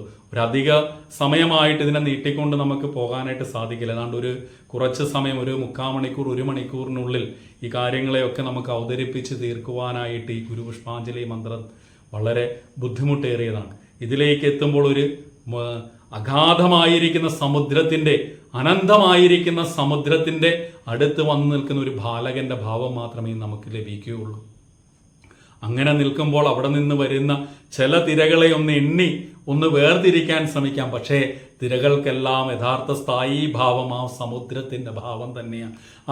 അതിൽ നിന്ന് വിഭിന്നമല്ല, പരമാത്മ സ്വരൂപമാണ്. അത് തന്നെയാണ് ചൈതന്യ സ്വാമികൾ ഈ മന്ത്രത്തിലൂടെ നമുക്ക് പറഞ്ഞു തരുന്നത്. ഓം ശ്രീനാരായണ പരമഗുരവേ നമഃ. ഓം സംസാര താപശമനായ നമഃ. ഓം മനുഷ്യ വിഗ്രഹായ നമഃ. ഓം സത്വഗുണോത്തമായ നമഃ. ഓം പ്രഹിഷ്ടാത്മനേ നമഃ. ഓം വീതരാഗ ഭയ ക്രോധ ശോക മോഹമാനസായ നമഃ. ഓം അവ്യയായ നമഃ. ഓം നിർമ്മലായ നമഃ. ഓം നിഗമാന്തജ്ഞായ നമഃ. ഓം അജ്ഞാനുവർത്തിലോകായ നമഃ. ഓം സച്ചിദാനന്ദ സ്വരൂപായ നമഃ. ഇങ്ങനെ തുടങ്ങുന്ന 108 മന്ത്രങ്ങൾ. ഈ മന്ത്രം തന്നെ ഇന്ന് ചൊല്ലിപ്പോയാൽ നമ്മുടെ ഒരു സമയം തന്നെ, ആ 1 മണിക്കൂർ നമുക്ക് ചൊല്ലാനായിട്ടുള്ള നിലയിലേക്ക് നമുക്ക് ഈ മന്ത്രങ്ങളെ അനുസന്ധാനം അല്ലെങ്കിൽ ചൊല്ലി ജപിച്ചു പോകാൻ തന്നെ സാധിക്കുന്നതാണ്. പക്ഷേ അതിലേക്ക് ഒരു ഉദ്യമം ശ്രമിക്കാതെ കുറച്ച് മന്ത്രങ്ങളിലൂടെയുള്ള അർത്ഥങ്ങളെ ഒന്ന് ചിന്തിക്കുവാൻ ഭഗവാൻ ഭാഗ്യം നൽകിയാൽ അവയിലേക്കൊന്ന് കടന്നു ചെന്ന് ചിന്തിച്ചിട്ട് ബാക്കി മന്ത്രങ്ങളെ നമുക്ക് എപ്പോഴെങ്കിലും സാഹചര്യം ഭഗവാൻ നൽകിയാൽ അവിടേക്ക് യാത്ര ചെയ്യാമെന്ന് വിചാരിക്കുന്നു. എന്താണെങ്കിലും പ്രഥമ മന്ത്രമായി ഓം ശ്രീ നാരായണ പരമഗുരവേ നമഃ. അപ്പോൾ നമ്മളിത് ചൊല്ലുമ്പോൾ വളരെ ശ്രദ്ധയുണ്ടാവണം. ഇത് സംസ്കൃതത്തിൽ ക്രമീകരിച്ച് അല്ലെങ്കിൽ സംസ്കരിക്കപ്പെട്ടിരിക്കുന്ന ശ്രേഷ്ഠമായിരിക്കുന്ന ദേവഭാഷയിലൂടെ രചിക്കപ്പെട്ടിരിക്കുന്ന ദിവ്യമായിരിക്കുന്ന കൃതിയാണ്. ഈ മന്ത്രങ്ങളെല്ലാം ആ ഈശ്വരന്റെ ഭാഷയായിരിക്കുന്ന സംസ്കരിച്ചെടുക്കപ്പെട്ട ഭാഷയായിരിക്കും സംസ്കൃതത്തിന്റെ വരദാനമാണ്. അങ്ങനെയുള്ള ഈ മന്ത്രത്തെ നാം യഥാർത്ഥമായിട്ട് എന്താണോ ഈ മന്ത്രരചയിതാവ് ചിന്തിച്ചതിനെ അനുസന്ധാനം ചെയ്യാൻ നമുക്ക് കഴിയണം. അങ്ങനെയാകുമ്പോൾ ശ്രീനാരായണ പരമഗുരവേ നമഃ എന്ന് പറയുമ്പോൾ ശ്രീനാരായണ നാമധേയനായ ഗുരുവിനായി നമസ്കാരമെന്നാണ്. ശ്രീനാരായണ നാമധേയനായ ഗുരുവിനായി നമസ്കാരം. അപ്പോൾ ഗുരുവിനായിക്കൊണ്ട് നമസ്കാരം, ഗുരുവിനായി നമസ്കാരം, ഗുരുവിനായിക്കൊണ്ട് നമസ്കാരം. ഇത് സംസ്കൃത വിഭക്തിയിലെ ചതുർത്ഥിയിലെ ഏകവചനത്തിൽ പെടുന്നതാണ്. അപ്പോൾ ആചാര്യൻ എപ്പോഴും ഇതിനെക്കുറിച്ചൊക്കെ പറഞ്ഞു തരുമ്പോഴത്തേക്ക് വളരെ വ്യക്തമായിട്ട് പറഞ്ഞു തരും. ഈ കാര്യങ്ങളെ ലോകത്തിന് നന്നായിട്ട് പറഞ്ഞ് മനസ്സിലാക്കി കൊടുക്കണം. കാരണം ഗുരുവിനെ എന്താണ്, ഗുരുവിനായിക്കൊണ്ടുള്ളൊരു ജീവിതം നമുക്ക് നയിക്കാൻ കഴിയണം. അങ്ങനെ ആവണമെങ്കിൽ എന്താണോ ഗുരുവിന്റെ കൂടെ നടന്ന ആ ശ്രേഷ്ഠ ശിഷ്യന്മാർ നമുക്കായി ഉത്ബോധിപ്പിക്കപ്പെട്ടിരിക്കുന്ന സത്യത്തെ യഥാതഥമായി ഗ്രഹിക്കാൻ കഴിയണം. അങ്ങനെ ഗ്രഹിച്ചെങ്കിൽ മാത്രമേ അതിൽ നിന്ന് നമ്മളുടെ ബുദ്ധിയിൽ അത് ഉറയ്ക്കുകയും അത് സമൂഹ നന്മയ്ക്കായി നമുക്ക് നൽകുവാനായിട്ടും സാധിക്കൂ. അപ്പോൾ നാം ഈ മന്ത്രം പൂർണ്ണമായും നാം ജപിക്കുമ്പോൾ ഗുരുവിനായിക്കൊണ്ട്, അല്ലെങ്കിൽ ഗുരുവിന്റെ പദാന്തരികത്തിൽ ഒരു ഭക്തൻ സമർപ്പിക്കുന്ന അവന്റെ ആത്മസമർപ്പണമാണെന്നുള്ള പൂർണ്ണ ബോധ്യം വേണം. ആ ബോധ്യത്തിൽ നിന്നുകൊണ്ട് വേണം നമുക്കിതിനെ പഠിക്കുവാനും മനനം ചെയ്യുവാനുമായിട്ടുള്ള അനുമതി ഗുരുവിനോട് ചോദിക്കുവാൻ കഴിയൂ. ഓം ശ്രീനാരായണ പരമഗുരവേ നമഃ. ശ്രീനാരായണൻ എന്ന നാമധേയത്തോടു കൂടിയുള്ള പരമഗുരുവിനായി നമസ്കാരം. നാരം അയനം യസ്യ സ നാരായണഃ എന്നാണ്. നാരമെന്ന് പറഞ്ഞാൽ ജലമെന്നുണ്ട്, അറിവെന്നുണ്ട്, പരമകാരണ ചൈതന്യമെന്ന് അർത്ഥമുണ്ട്. അയനം, നാരം, അയനം യസ്യ നാരായണ. അയനം ചെയ്യുക, ശയിക്കുക, കടക്കുക, അല്ലെങ്കിൽ അത് തന്നെയായി തീരുക എന്നൊക്കെ അർത്ഥം കാണുന്നു. എന്തു തന്നെയാണെങ്കിലും പരമാത്മ ചൈതന്യ സ്വരൂപമായി നാമധേയത്തോടു കൂടി പിറവി കൊണ്ടവൻ ആരെയാണോ നാരായണൻ എന്ന് ലോകം വിളിക്കുന്നത്, സർവരിലും നിറഞ്ഞു നിന്നുകൊണ്ട് സർവർക്കും യഥാർത്ഥമായിരിക്കുന്ന സത്യത്തെ വെളിവാക്കി കൊടുത്തുകൊണ്ട് നാരായണ നാമധേയനായി പരബ്രഹ്മസ്വരൂപനായി ഗുരുസ്വരൂപമായി അവതീർണനായിരിക്കുന്ന ഈ അങ്ങനെയുള്ള മൂർത്തിക്കായിക്കൊണ്ട് നമസ്കാരമെന്നാണ് പ്രഥമ മന്ത്രത്തിൻ്റെ ലഘുവായൊരു ചിന്ത. അത് നമ്മൾ നാരായണ ഗുരുവിൻ്റെ ജീവചരിത്രത്തെ എടുത്ത് പഠിച്ചാൽ നമുക്കറിയാം, ഗുരുവിൻ്റെ ജന്മം നടക്കുന്ന ആ കാലഘട്ടത്തിൽ നല്ല നാമധേയം പോലും ലഭിക്കാത്ത കാലഘട്ടം, മാടനെന്നും മറുതയെന്നുമൊക്കെ പേരുള്ള കാളിയെന്നും കൂളിയെന്നും, കാളി എന്ന് വിളിക്കുന്നതിന് കൂളിയെന്ന് വിളിക്കപ്പെടുന്നതും, മാടനെന്നോ അല്ലെങ്കിൽ അങ്ങനെയുള്ള പലതരത്തിൽ സമൂഹത്തിൽ പാർശ്വവൽക്കരിക്കപ്പെട്ട നിലയിലുള്ള നാമധേയം പോലും പേറുന്ന ഒരു സമൂഹത്തിൻ്റെ ഭാഗമായിട്ടാണ് അന്ന് നാരായണമൂർത്തി തിരുവവതാരം ചെയ്തത്. പക്ഷേ നിയതി അന്ന് തീരുമാനിച്ചിരുന്നു, ഈ പുണ്യചരിതന്റെ ജന്മം ഈ ലോകത്തിനെ യഥാർത്ഥമായിരിക്കുന്ന ആത്മസത്തയിലേക്ക് നയിക്കുവാനായിട്ടുള്ളതാണെന്ന് ഉറപ്പിച്ചിരുന്നു. ആ ഉറപ്പിൻ നിയതി തന്നെ ആ ഗുരുവിന് നാമധേയം നൽകി നാരായണൻ അന്ന് വിളിപ്പേര് നാണുവെന്ന്. അണുവല്ലാത്തതിന് അണുവല്ലാത്തതെന്തോ പരമചൈതന്യമായി വിളങ്ങുന്നവൻ. ഇതാ ചൈതന്യസ്വാമികൾ വീണ്ടും ഉറപ്പിച്ചു പറയുന്നു, ഓം ശ്രീനാരായണ പരമഗുരവേ നമഃ. ഓംകാരസ്വരൂപനായിരിക്കുന്ന നാരായണൻ എന്ന നാമധേയത്തോടു കൂടി സർവചരാചരങ്ങൾക്കും യഥാർത്ഥമായിരിക്കുന്ന ജ്ഞാനത്തെ പ്രദാനം ചെയ്യുക ഗുരുസ്വരൂപത്തിൽ അവതാരം ചെയ്തിരിക്കുന്ന നാരായണമൂർത്തിക്ക് നമസ്കാരമെന്ന് പ്രഥമ മന്ത്രത്തിൽ പറയും. ഓം ശ്രീ നാരായണ പരമഗുരവേ നമഃ. അടുത്ത് സംസാര താപശമനായ നമഃ. ഈ സംസാര താപങ്ങളെ ശമിപ്പിക്കുന്ന ഗുരുവിനായിക്കൊണ്ട് നമസ്കാരം. ഓം സംസാര താപശമനായ നമഃ. ഈ സംസാര ലോകത്തിൽ നമ്മളെ അലട്ടുന്ന അനേകം ദുഃഖങ്ങൾ, ആദി ഭൗതികം, ആദി ദൈവികം, ആധ്യാത്മികം, ഇങ്ങനെയുള്ള ദുഃഖങ്ങൾ, ഈ പഞ്ചഭൂതങ്ങളാൽ സംഭവിക്കുന്ന ആദി ഭൗതികമായിരിക്കുന്ന ദുഃഖങ്ങൾ. ആദി ദൈവികമെന്ന് പറഞ്ഞാൽ ആ പ്രകൃതിയുടെ നിശ്ചയമോ അല്ലെങ്കിൽ ആരും മുൻകൂട്ടി പ്രവചിക്കാൻ കഴിയാതെ ഈ കാറ്റോ അല്ലെങ്കിൽ അതിവർഷമോ അഗ്നിയോ അങ്ങനെയുള്ളതിനാൽ വരുന്ന ദുഃഖങ്ങൾ. മറ്റത് ശരീര രോഗപീഠകളാൽ അനുഭവിക്കുന്ന ദുഃഖങ്ങൾ. ഇങ്ങനെയുള്ള ആദിഭൗതികവും ആധ്യാത്മികവും അങ്ങനെയുള്ള ആ മൂന്ന് ദുഃഖങ്ങളെയും ആണ് സംസാര താപത്രയങ്ങൾ എന്ന് പറയുന്നത്. സംസാര താപശമനായ നമഃ. ഇങ്ങനെയുള്ള ആദിഭൗതികവും ആധ്യാത്മികവും അങ്ങനെ ഉള്ള ആ മൂന്ന് ദുഃഖങ്ങളെയും യഥാർത്ഥമായിട്ട് സംഹരിച്ച് കളയുന്ന ഗുരുവിനായി നമസ്കാരമെന്നാണ് രണ്ടാമത്തെ മന്ത്രത്തിലൂടെ. അങ്ങനെയുള്ള താപങ്ങളെ ശമിപ്പിക്കുന്ന നാരായണ ഗുരുവിനായി നമസ്കാരമെന്ന് രണ്ടാമത്തെ മന്ത്രത്തിൽ നമ്മളെ ചൈതന്യസ്വാമികൾ നയിച്ചു കൊണ്ടുപോവുകയാണ്. ഒരു മനുഷ്യന് ഇവിടെ അത്യന്താപേക്ഷിതമാണ് ജീവിതത്തിലെ സുഖം. അവന് ഈ പഞ്ചഭൂതങ്ങളാൽ ആവിർഭവിക്കുന്ന ദുഃഖങ്ങൾ അവനെ അലട്ടും. ഈ നമ്മളെല്ലാം സാധാരണ ജീവന്മാരായി ഇവിടെ വന്ന് ജീവിതത്തെ നയിച്ചുകൊണ്ട് പോകണമെന്ന് തന്നെ ആഗ്രഹിക്കുന്നവരാണ്. അപ്പോൾ നമുക്കിങ്ങനെയുള്ള ദുഃഖങ്ങൾ നമ്മളുടെ മനസ്സിനെ അതിശക്തമായിട്ട് അലട്ടും. ഇനി ആദി ദൈവികം എന്ന് പറയുന്നത്, അതായത് ഈശ്വര കൽപ്പിതമായിട്ട് നമ്മൾക്ക് പല ശക്തികളുടെ വിശേഷമായിട്ട് മുൻവിധികളില്ലാതെ ഉണ്ടാകുന്ന ദുഃഖങ്ങളിലൂടെ ഉണ്ടാകുന്നതിനെയും ഒക്കെ അങ്ങനെ ഉണ്ടാകുന്ന താപങ്ങളെയെല്ലാം നശിപ്പിച്ച് നമ്മളെ സംരക്ഷിക്കുന്ന ഗുരുവിനായിക്കൊണ്ട് നമസ്കാരം. ഇനി അടുത്ത പറയുന്ന മനുഷ്യ വിഗ്രഹായ നമഃ. ഈ ഒരൊറ്റ മന്ത്രം പഠിച്ചാൽ മതി ഗുരു ഈശ്വരനാണെന്ന് നമുക്ക് സ്ഥാപിക്കാൻ. വേറെ എങ്ങോട്ടും പോകണ്ട. മനുഷ്യ വിഗ്രഹായ നമഃ. വിഗ്രഹം എന്ന് പറഞ്ഞാൽ വിശേഷേണ ഗ്രഹിക്കുന്നത് എന്തോ, വിശേഷമായിരിക്കുന്ന രൂപം എന്താണോ അതിനെ വിഗ്രഹം എന്ന് പറയുന്നു. ഇപ്പോൾ നമ്മൾ വിഗ്രഹമെന്ന് നമ്മുടെ മനസ്സിലേക്ക് അല്ലെങ്കിൽ നമ്മൾ ചിന്തിക്കുമ്പോൾ നമ്മുടെ ഉള്ളിലേക്ക് ഓടിയെത്തും ക്ഷേത്രങ്ങളെയാണ്. ക്ഷേത്രങ്ങളുടെ ഉള്ളിലിരിക്കുന്ന ആ ശില അല്ലെങ്കിൽ പഞ്ചലോഹങ്ങളിൽ നിർമ്മിക്കപ്പെട്ടതിനെ വിഗ്രഹമെന്ന് നമ്മൾ വിളിക്കും.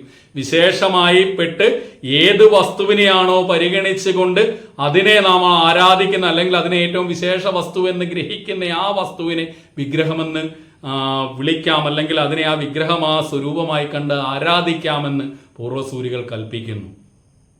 ഈ മനുഷ്യരൂപം ധരിച്ചുകൊണ്ട് മനുഷ്യനെന്ന ആ വിശേഷമായിരിക്കുന്ന ഗുണത്തോടു കൂടി ആരാണ് മനുഷ്യൻ? മനനം ചെയ്യുന്നവൻ. അതായത് ശരിക്കും നമുക്ക് നൽകിയിരിക്കുന്ന ഈ ജന്മം മറ്റ് ജീവികളിൽ നിന്ന് ഏറ്റവും ശ്രേഷ്ഠമായ ജന്മമാണ്. അതായത് ഏതാണ്ട് 1000 ജന്മം എടുത്തെങ്കിലാണ് ഒരു നരജന്മത്തിലേക്ക് നമുക്ക് കടക്കാൻ കഴിയൂ എന്ന് നമ്മളുടെ വേദങ്ങളും പുരാണങ്ങളും ഉപനിഷത്തുക്കളും ഒക്കെ നമ്മളെ അതിലേക്കാണ് നയിക്കുന്നത്. അതായത് നമ്മളുടെ സഞ്ചിതവും ആഗാമിയുമായ കർമ്മങ്ങളുടെ ഫലമായി നമ്മളുടെ ജന്മജന്മാന്തരങ്ങളിലൂടെയുള്ള യാത്രകളുടെ ഫലമായി ജന്മങ്ങളിൽ ഏറ്റവും ശ്രേഷ്ഠമായിരിക്കുന്ന നരജന്മം എടുക്കുന്നു. ആ നരജന്മത്തിൽ പൂർണ്ണ പുണ്യപുരുഷനായി ജനിക്കാൻ കഴിയുക എന്നുള്ളത് ഏറ്റവും ശ്രേഷ്ഠമായ അനുഗ്രഹം. അത് താൻ ആരാണ്, തൻ്റെ സ്വരൂപം എന്താണെന്ന് അറിഞ്ഞ് അനുഭവിച്ച് ആ സ്വരൂപത്തിൽ ലയിച്ച് പരമപുണ്യപുരുഷനായി ആ ചൈതന്യത്തിലേക്ക് തിരിച്ച് ലയിക്കാൻ കഴിയുന്നത് ഏറ്റവും മഹാഭാഗ്യം. അങ്ങനെ മനുഷ്യ ശരീരം എടുത്തുകൊണ്ട് തൻ്റെ യഥാർത്ഥമായിരിക്കുന്ന കഴിവ് അല്ലെങ്കിൽ താൻ എന്തിനാണ് ഈ ഭൂമിയിലേക്ക് അവതീർണനായിരിക്കുന്നതെന്ന് മനസ്സിലാക്കിക്കൊണ്ട് അതിനു വേണ്ടി ജീവിച്ച മഹാഗുരു, ആ മനുഷ്യ ശരീരം ധരിച്ച മഹാഗുരുവിൻ്റെ പുണ്യശരീരത്തെ, ആ പുണ്യരൂപത്തെ നമുക്ക് ധ്യാനിക്കാൻ കഴിഞ്ഞാൽ അതിലും വലിയൊരു ധ്യാനം ഈ ലോകത്തില്ല എന്നുള്ളത് പരമമായ സത്യം. അങ്ങനെ മനുഷ്യ വിഗ്രഹ സ്വരൂപനായിരിക്കുന്ന ഗുരുവിനായിക്കൊണ്ട് നമസ്കാരം. സത്വഗുണോത്തമായ നമഃ. 4ാമത്തെ മന്ത്രമായിട്ട് പറയുന്ന സത്വഗുണോത്തമായ നമഃ എന്ന്. സത്വഗുണത്തിന് ഗുണങ്ങളിൽ ഉത്തമ ഗുണമായിരിക്കുന്ന സത്വഗുണത്തിൻ്റെ ഇരിപ്പിടമായിരിക്കുന്നവനെ എന്ന്. അങ്ങനെയുള്ള ഗുരുവിനായി നമസ്കാരം. അപ്പോൾ നമ്മൾ ശരിക്കും വളരെ ചിന്തനീയമായ കാര്യമാണ്. ഈ ഒരു മന്ത്രം കൊണ്ട് ചൈതന്യസ്വാമികൾ നമ്മളെ ഏറ്റവും ശ്രേഷ്ഠമായിരിക്കുന്ന ഒരു ചിന്തയിലേക്കാണ് നയിക്കുന്നത്. ഗുണഗണങ്ങൾ. അതായത് ഗീതയുടെ 17ാം അധ്യായത്തിൽ വളരെ വ്യക്തമായിട്ട് ശ്രദ്ധാത്രയ യോഗത്തിൽ ഇതിനെക്കുറിച്ച് വിവരണം നൽകുന്നുണ്ട്. എന്താണ് സത്വരജസ്തമോ ഗുണങ്ങളെന്ന്. ഈ ഭൂമിയുടെ ചൈതന്യമായിരിക്കുന്ന പരബ്രഹ്മം ഒരു ചലനവുമില്ലാതെ നിസ്പന്ദമായി നിൽക്കുമ്പോൾ അതിലേക്ക് മായാദേവിയായിരിക്കുന്ന ചൈതന്യം ആവേശിക്കുകയും സത്വരജസ്തമോ ഗുണമായിരിക്കുന്ന 3 ഭാവങ്ങളിലേക്ക് ആ ബ്രഹ്മസ്വരൂപം വിഘടിച്ച് 3 കർമ്മങ്ങളെ ഇവിടെ സാധ്യമാക്കുന്നു. രജോ ഗുണത്തിലൂടെ സൃഷ്ടിയെയും സത്വഗുണത്തിലൂടെ പരിപാലനത്തെയും തമോ ഗുണത്തിലൂടെ ലയത്തെയും സാധ്യമാക്കി ആ പരബ്രഹ്മം അതിന് 3 മൂർത്തിരൂപങ്ങളെ സങ്കല്പിതമാക്കി നമുക്ക് നൽകി. അതിൽ 3 മൂർത്തിരൂപങ്ങളായി ബ്രഹ്മാവ് സൃഷ്ടിയുടെ കാരകനായ രജോഗുണ ഈശ്വര സ്വരൂപമായി വർത്തിച്ചു. പരബ്രഹ്മ സ്വരൂപമായിരിക്കുന്ന വിഷ്ണു ഭഗവാൻ ഇവിടുത്തെ സാത്വിക മൂർത്തിയായി എല്ലാവരെയും പരിപാലിക്കുന്ന സ്വരൂപമായി വർത്തിച്ചു. എല്ലാവരെയും ലയത്തിൻ്റെ ആനന്ദത്തിൻ്റെ പരമമായ ആ ബ്രഹ്മസ്വരൂപത്തിലേക്ക് അടുപ്പിക്കുന്ന സംഹാരത്തിൻ്റെ മൂർത്തിയായിരിക്കുന്ന മഹാദേവൻ ദേവദേവനായി പരമശിവനും. അങ്ങനെയുള്ള 3 ഗുണങ്ങൾ ഈ ഭൂമിയിൽ ജനിക്കുന്ന എല്ലാ സർവചരാചരങ്ങളിലും അടങ്ങിയിരിക്കുന്നു. അങ്ങനെയുള്ള ചരാചരങ്ങളിൽ അവരുടെ ജന്മജന്മാന്തരങ്ങളുടെ വിശേഷമായി ആഗാമിയും സഞ്ചിതവുമായിരിക്കുന്ന പാപ കർമ്മഫലങ്ങളുടെ അനുസൃതമായി ജന്മത്തിൽ തന്നെ സത്വരജസ്തമോ ഗുണങ്ങളുടെ ഗുണവിശേഷങ്ങൾക്കനുസരിച്ചാണ് ജനിച്ച് കർമ്മങ്ങളെ നയിച്ചു വരുന്നത്. ചില വ്യക്തികൾ ജനിക്കുമ്പോൾ തന്നെ അവരുടെ സത്വഗുണത്തിന്റെ ആ ആവിർഭാവം അല്ലെങ്കിൽ പൂർവ്വജന്മങ്ങളിൽ ആർജിച്ച ആ പുണ്യകർമ്മങ്ങളുടെ ഫലമായി തങ്ങളുടെ പൂർവ്വസിദ്ധികളെക്കുറിച്ചുമൊക്കെ ബോധവാന്മാരാകുകയും അതിനെ ഏറ്റവും നന്നായിട്ട് ഉത്കർഷമുണ്ടാക്കുകയും അവരേറ്റവും പുണ്യപുരുഷന്മാരായി പരിവർത്തനം ചെയ്യപ്പെടുകയും പരബ്രഹ്മസ്വരൂപന്മാരായി തീരുകയും ചെയ്യും. അങ്ങനെ പരബ്രഹ്മസ്വരൂപനായി തീർന്നതാണ് നാരായണമൂർത്തി. അതുകൊണ്ടാണ് 1 കോടി ദിവാകരൊത്തുയരും പടി പാരുട് നീരനരാദികളും കെടുമാറ് കിളർന്നു വരുന്ന നിന്റെ ആ ദിവ്യരൂപം എൻ്റെ മനസ്സിൽ നിന്ന് മാറരുതെന്ന് ഗുരു നമ്മളുടെ അടുത്ത് തൻ്റെ സ്വാനുഭവ ഗീതിയെ, ആ സ്വന്തം അനുഭവത്തെ പ്രാർത്ഥനാ രൂപത്തിൽ നമുക്ക് നൽകിയത്. ആ മഹാഗുരുവിൻ്റെ ഏറ്റവും ശ്രേഷ്ഠമായിരിക്കുന്ന ശരിക്കും ഗുരുവിനെക്കുറിച്ച് നമ്മൾ സങ്കല്പിച്ചു കഴിഞ്ഞാൽ ഈ ഗുണങ്ങൾക്കൊക്കെ അതീതനാണ്. പക്ഷേ ഇവിടെ ഇതാ ചൈതന്യസ്വാമികൾ പറയുകയാണ് സത്വഗുണോത്തമായ നമ. ഗുണങ്ങളിൽ ഏറ്റവും ഉത്തമമായിരിക്കുന്ന സത്വഗുണത്തിന്റെ ഇരിപ്പിടമായിരിക്കുന്നവൻ, അതായത് താൻ ആരെയാണോ ആരാധിക്കുന്നത് ആ ആരാധനാമൂർത്തിയുടെ കർമ്മവിശേഷങ്ങൾ അല്ലെങ്കിൽ ആരാധനാമൂർത്തിയിൽ ഉണ്ടായിരുന്ന ഗുണവിശേഷങ്ങൾ ഭക്തനിലേക്ക് സ്വാംശീകരിക്കപ്പെടും എന്നുള്ളത് പരമമായ സത്യം. അതായത് ആ മൂർത്തിയുടെ സ്വരൂപം എന്നാണ്. സത്വഗുണമുള്ള മൂർത്തിയെയാണ് ആരാധിക്കുന്നതെങ്കിൽ ആ സത്വഗുണം തന്നിലേക്ക് ആവേശിച്ചെത്തും. അതുപോലെ തന്നെ തമോമൂർത്തിയാണെങ്കിൽ ആ തമോഭാവമായിരിക്കും ആ ഭക്തനിൽ ഉണ്ടാകുക. രജോഗുണമാണെങ്കിൽ ആ രജോഗുണത്തെ ആയിരിക്കും ഭക്തനിലേക്ക് സംക്രമിച്ചെത്തുക. ഇതാ ഇവിടെ വളരെ വ്യക്തമായിട്ട് ചൈതന്യസ്വാമികൾ പറയുകയാണ്, എൻ്റെ കുഞ്ഞെ നീ മനസ്സിലാക്കൂ, നീ സത്വഗുണോത്തമനായിരിക്കുന്ന മഹാഗുരുവിനെയാണ് ആരാധിക്കുന്നത്. ഇതിനെ നാം പഠിക്കുമ്പോൾ ശരിക്കും വിചിന്തനം ചെയ്യേണ്ട ഈ ഒരു മന്ത്രത്തെ ചിന്തിച്ചുകൊണ്ട് ഈ ഒരു ഉദ്യമത്തിൻ്റെ വിരാമമിടാമെന്നാണ് ഞാൻ വിചാരിക്കുന്നത്. കാരണം ഇവിടെ നിന്ന് ഇതിനെ യഥാതഥമായി നമ്മൾ മനസ്സിലാക്കാതെ പോയാൽ മുന്നോട്ടുള്ള മന്ത്രങ്ങളെ മനനം ചെയ്താൽ നമ്മൾക്ക് അതിനെ യഥാതഥമായി നമുക്ക് മനസ്സിലാക്കാനായിട്ട് സാധിക്കാതെ വരും. ഇത് യഥാർത്ഥമായിട്ട് സത്വഗുണം എന്താണെന്ന് നമ്മൾ മനസ്സിലാക്കിയിരിക്കണം, തമോ ഗുണം എന്താണെന്നും അതുപോലെ രജോ ഗുണം എന്താണെന്നും മനസ്സിലാക്കിയിരിക്കണം. അതായത് ഈശ്വരീയമായിരിക്കുന്ന ചിന്തയും ഈശ്വരീയമായ കർമ്മങ്ങളും തൻ്റെ ജീവിത ധർമ്മമാണെന്ന് ചിന്തിച്ചുകൊണ്ട് തൻ്റെ പ്രവർത്തികളെയെല്ലാം തൻ്റെ സമൂഹത്തിനും തനിക്കും തന്നെ ചുറ്റിപ്പറ്റുന്ന എല്ലാവർക്കും ഹിതകരമായി വർത്തിക്കുന്ന ആരോ അങ്ങനെ ജീവിക്കുന്ന വ്യക്തികളെയാണ് സത്വഗുണോത്തമന്മാരെന്ന് പറയാൻ കഴിയുന്നത്. രജോ ഗുണോത്തമന്മാരായിരിക്കുന്നവന്മാർ അങ്ങനെയുള്ള ഗുണങ്ങളെ സ്വാംശീകരിക്കുക, അല്ലെ അങ്ങനെ ആ ഗുണത്തെ ഏറ്റവും ഏറി നിൽക്കുന്ന സ്വരൂപങ്ങൾ എങ്ങനെയെന്ന് വെച്ചാൽ അവര് തങ്ങൾ ചെയ്യുന്ന കർമ്മങ്ങൾ തങ്ങളുടെ പേരും പ്രശസ്തിയും വർദ്ധിപ്പിക്കാനും അതിനോടൊപ്പം തന്നെ തങ്ങളുടെ കർമ്മങ്ങളുടെ ഫലത്തെ അല്ലെങ്കിൽ ആ കർമ്മഫലം തങ്ങൾക്ക് അനുയോജ്യമായ നിലയിൽ വരണമെന്ന് ആഗ്രഹിച്ചുകൊണ്ട് കർമ്മത്തെ ചെയ്യുകയും തങ്ങളുടെ പേരും പ്രശസ്തിയും ഡെമ്പും അതുപോലുള്ള കാര്യങ്ങളെ കാണിക്കുന്നതിന് വേണ്ടി ചെയ്യുന്നവരെ രജോഗുണ സ്വഭാവമുള്ളവരെന്ന് നമുക്ക് വിശേഷിപ്പിക്കാൻ കഴിയും. ഇനി തമോ ഗുണപ്രിയരാണെങ്കിൽ അലസരും മടിയന്മാരുമായി അടുത്ത് ചെല്ലുന്നവരുടെ കർമ്മങ്ങൾക്ക് പോലും വിഘാതമായി തീർന്നുകൊണ്ട് സർവകർമ്മങ്ങൾക്കും വിമുഖന്മാരായി ഉറക്കത്തെ നിദ്രയെ പ്രാപിച്ചു കൊണ്ടിരിക്കുന്നവരെ തമോമൂർത്തികളെന്ന് നമുക്ക് വിചാരിക്കാൻ കഴിയും. ഇങ്ങനെയുള്ള മൂർത്തിഭാവങ്ങൾ നമ്മളുടെ അന്തർലീനമായി നമ്മളുടെ കർമ്മസഞ്ചയമായി നമ്മൾ അടങ്ങിയാണ് ഞാനും നിങ്ങളും എല്ലാം ഈ ഭൂമിയിലേക്ക് ജനിക്കുന്നത്. അങ്ങനെയുള്ള നമുക്കിതിനെയെല്ലാം പരിവർത്തനം ചെയ്യാനായിട്ട് സാധിക്കും. എങ്ങനെ സാധിക്കുമെന്ന് ചോദിച്ചാൽ നമ്മളുടെ നിത്യാനുഷ്ഠാനങ്ങളിലൂടെയും നമ്മളുടെ ജീവിതചര്യകളിലൂടെയും നമുക്കിതിനെ മാറ്റാനായിട്ട് കഴിയും. ഇങ്ങനെ മാറ്റിയെങ്കിൽ മാത്രമേ യഥാർത്ഥമായിരിക്കുന്ന ഒരു മനുഷ്യ വിഗ്രഹനായി പരിവർത്തനം ചെയ്യുവാൻ നമുക്ക് സാധിക്കുകയുള്ളൂ. യഥാർത്ഥ മനുഷ്യ ഒരു വിഗ്രഹ സ്വരൂപൻ, അതായത് വിശേഷണമായിരിക്കുന്ന മനുഷ്യ ശരീരം ധരിച്ചവനാവാൻ സാധിക്കുള്ളൂ. ഇല്ലെങ്കിൽ ഉണ്ടുമുറങ്ങിയും ഉണ്ണിയെയും ഉണ്ടാക്കിയും ഈ ലോകത്ത് നിന്ന് സർവ്വജന്തുക്കളും പോകുന്നത് പോലെ തന്നെ മാത്രം പോകാൻ വിധിക്കപ്പെട്ട ഒരു ജന്തുവായിട്ട് മാത്രം നമ്മൾ പരിലസിക്കും.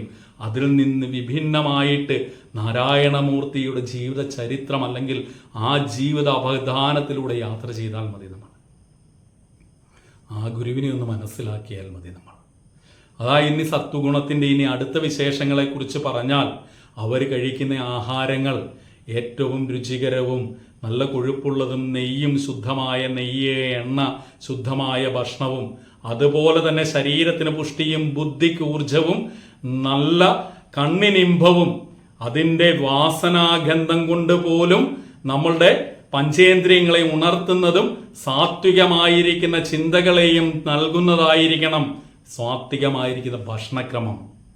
ഇനി രാജസികമായ ഭക്ഷണക്രമം എന്ന് പറഞ്ഞാൽ നമ്മളുടെ ശരീരത്തിന് പീഡനം നൽകുന്ന തരമായ ഭക്ഷണക്രമമാണ്. അതായത് അധികമായിരിക്കുന്ന എരിവ്, ഉപ്പ്, പുളിയെ, അതുപോലെ തന്നെ അതികഠിനമായ ചൂടുമൊക്കെയുള്ള അല്ലെങ്കിൽ അതികഠിനമായ തണുപ്പോട് കൂടിയുള്ള ആഹാരങ്ങൾ, ഇവയൊക്കെ കഴിക്കുന്നവരിൽ ഇതേ ഗുണങ്ങളായിരിക്കും വർത്തിക്കുന്നത്. ഇനി താമസികമായിരിക്കുന്ന ആഹാര സമ്പ്രദായം എന്ന് പറഞ്ഞ ഏതാണ്ട് ഒരു ദിവസത്തിനൊക്കെ അധികം പഴക്കമായി, അതായത് 3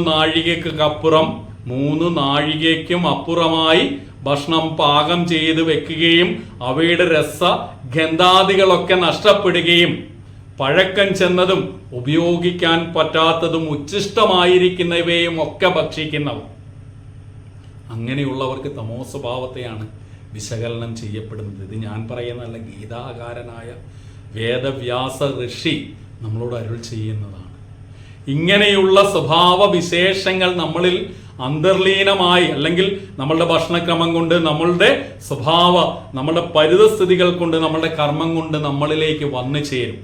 അതെല്ലാ മനുഷ്യരും ജനിക്കുമ്പോൾ ഇതിലേക്കൊക്കെ തന്നെയാണ് ജനിച്ചു വരുന്നത്. പക്ഷേ ഇവയെല്ലാം ഉല്ലംഘിച്ചുകൊണ്ട് തൻ്റെ യഥാർത്ഥ സ്വരൂപത്തെ മനസ്സിലാക്കി സത്വഗുണോത്തമനായി പരിവർത്തനം ചെയ്യപ്പെടണമെങ്കിൽ ഇന്ന് നാം ഈ ഭൂമിയിൽ നമ്മളുടെ സുഖമെന്ന് വിശ്വസിച്ച് അനുഭവിക്കുന്ന പല കാര്യങ്ങളെയും ഉപേക്ഷിക്കണമെന്ന് നാരായണമൂർത്തിയുടെ ജീവിതത്തെ എടുത്ത് പഠിച്ചാൽ, ആ ജീവചരിത്രത്തെ അനുസന്ധാനം ചെയ്ത നിസ്സംശയം നമുക്ക് പറയാൻ കഴിയും. കാരണം ഗുരുവിനെ ഈ സന്യാസ ദീക്ഷയ്ക്കൊക്കെ പോകുമെന്ന് ഉള്ള ഭയമുള്ളത് കൊണ്ട് വീട്ടുകാരെന്ന് വിവാഹം നടത്തുവാനായിട്ടുള്ള ശ്രമം നടത്തി. അന്നത്തെ നാട്ടാചാര പ്രകാരം സഹോദരിമാർ പോയി പുടവ കൊടുത്ത് കാളിയമ്മയെ വീട്ടിൽ കൊണ്ടു നിർത്തി. പക്ഷേ ഗുരു കാളിയമ്മയുടെ അടുത്ത് വന്ന് പടറ്റിപ്പഴം എടുത്ത് ഇരിഞ്ഞ് അനുഗ്രഹവചസായി കൊടുത്തിട്ട് പറഞ്ഞു, ഓരോ ജന്മങ്ങളും ഈ ഭൂമിയിലേക്ക് വരുന്നത് വ്യത്യസ്തമായിരിക്കുന്ന കാര്യസാധ്യത്തിന് വേണ്ടിയാണ്. എനിക്ക് വ്യക്തമായൊരു ലക്ഷ്യമുണ്ട്. ആ അനന്തമായൊരു സമുദ്രത്തിലേക്ക് നാം മുങ്ങുവാനായിട്ട് പോകുന്നു. മുങ്ങി നിവർന്നു വരുമ്പോൾ എൻ്റെ തമലയിൽ എന്തെങ്കിലും ഉണ്ടെങ്കിൽ, എൻ്റെ ചെമ്പ് പാത്രത്തിൽ എന്തെങ്കിലും തിരിശേഷിപ്പുണ്ടെങ്കിൽ അത് നിങ്ങൾക്കും തരാമെന്ന് അനുഗ്രഹിച്ചുകൊണ്ട് നാരായണമൂർത്തി എന്ന് പോയി. ഇന്ന് നമുക്കറിയാം, നമ്മളുടെ വ്യവഹാര ജീവിതത്തിൽ നിത്യമായി ഭാര്യാഭർത്ത് ബന്ധത്തിൻ്റെ ആ ആഴത്തിലും പരപ്പിലും ഒക്കെ സുഖത്തെ സ്വാംശീകരിച്ചുകൊണ്ടല്ല, ആ സുഖത്തെ അനുഭവിച്ചുകൊണ്ട് ജീവിക്കുന്നവരാണ് ഞാനും നിങ്ങളുമെല്ലാം. പക്ഷേ ഈ സുഖങ്ങളും ബാന്ധവ ബന്ധങ്ങളെയൊക്കെ ഗുരുവാഷ്ടകത്തില് ശങ്കരാചാര്യ സ്വാമികൾ പറയുന്നത് പോലെ കളത്ര പുത്രബന്ധങ്ങളെ എല്ലാം ഉപേക്ഷിച്ച്, അല്ലെങ്കിൽ അവയിൽ നിന്നൊന്നും ലഭിക്കുന്ന ആനന്ദമല്ല, ഗുരുവിൻ്റെ പ്രീതി ഒന്നുണ്ടെങ്കിൽ മാത്രമേ നമ്മളുടെ ജീവിതത്തിൽ ഏറ്റവും മനോഹരമായിരിക്കുന്ന ഐശ്വര്യം ഉണ്ടാവൂ എന്നാണ് പറയുന്നത്.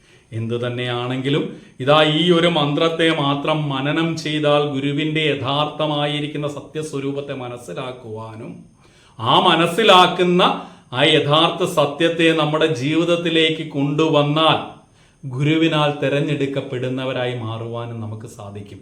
കാരണം ഈ ഉള്ളവൻ്റെയൊക്കെ ജീവിതം അങ്ങനെ തന്നെയാണ്. ഗുരുവിനാൽ തിരഞ്ഞെടുക്കപ്പെടുവാൻ ഭാഗ്യം ലഭിച്ചു എന്ന് പരിപൂർണമായി ഞാൻ വിശ്വസിക്കും. കാരണം എല്ലാവരെയും പോലെ തന്നെ ജീവിതത്തിൻ്റെ മറ്റുള്ള സുഖങ്ങളെന്ന് വിശ്വസിച്ച് ജീവിച്ച ഒരു കാലഘട്ടത്തിൽ, 2002 കാലഘട്ടത്തിൽ കോട്ടയം SNDP യൂണിയൻ ധർമ്മപ്രചാരണത്തെക്കുറിച്ച് അല്ലെങ്കിൽ ഗുരുവിനെക്കുറിച്ച് അറിയുവാനും പഠിക്കുവാനായിട്ടുമുള്ളൊരു വേദി ക്രമീകരിക്കുകയുണ്ടായി അന്നത്തെ ഭരണസാരഥികൾ.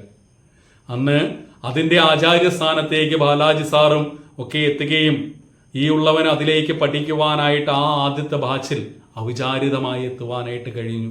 അന്ന് തുടങ്ങിയ ആ ഒരു സബര്യ ഗുരുവിൻ്റെ അടുത്തേക്ക്, ഗുരു ഒരു കാന്തത്തിലേക്ക് എപ്രകാരം ഇരുമ്പിനെ വലിച്ചാകർഷിക്കുന്നത് പോലെ നമ്മളെ വലിച്ചാകർഷിച്ചു കൊണ്ടേയിരിക്കും.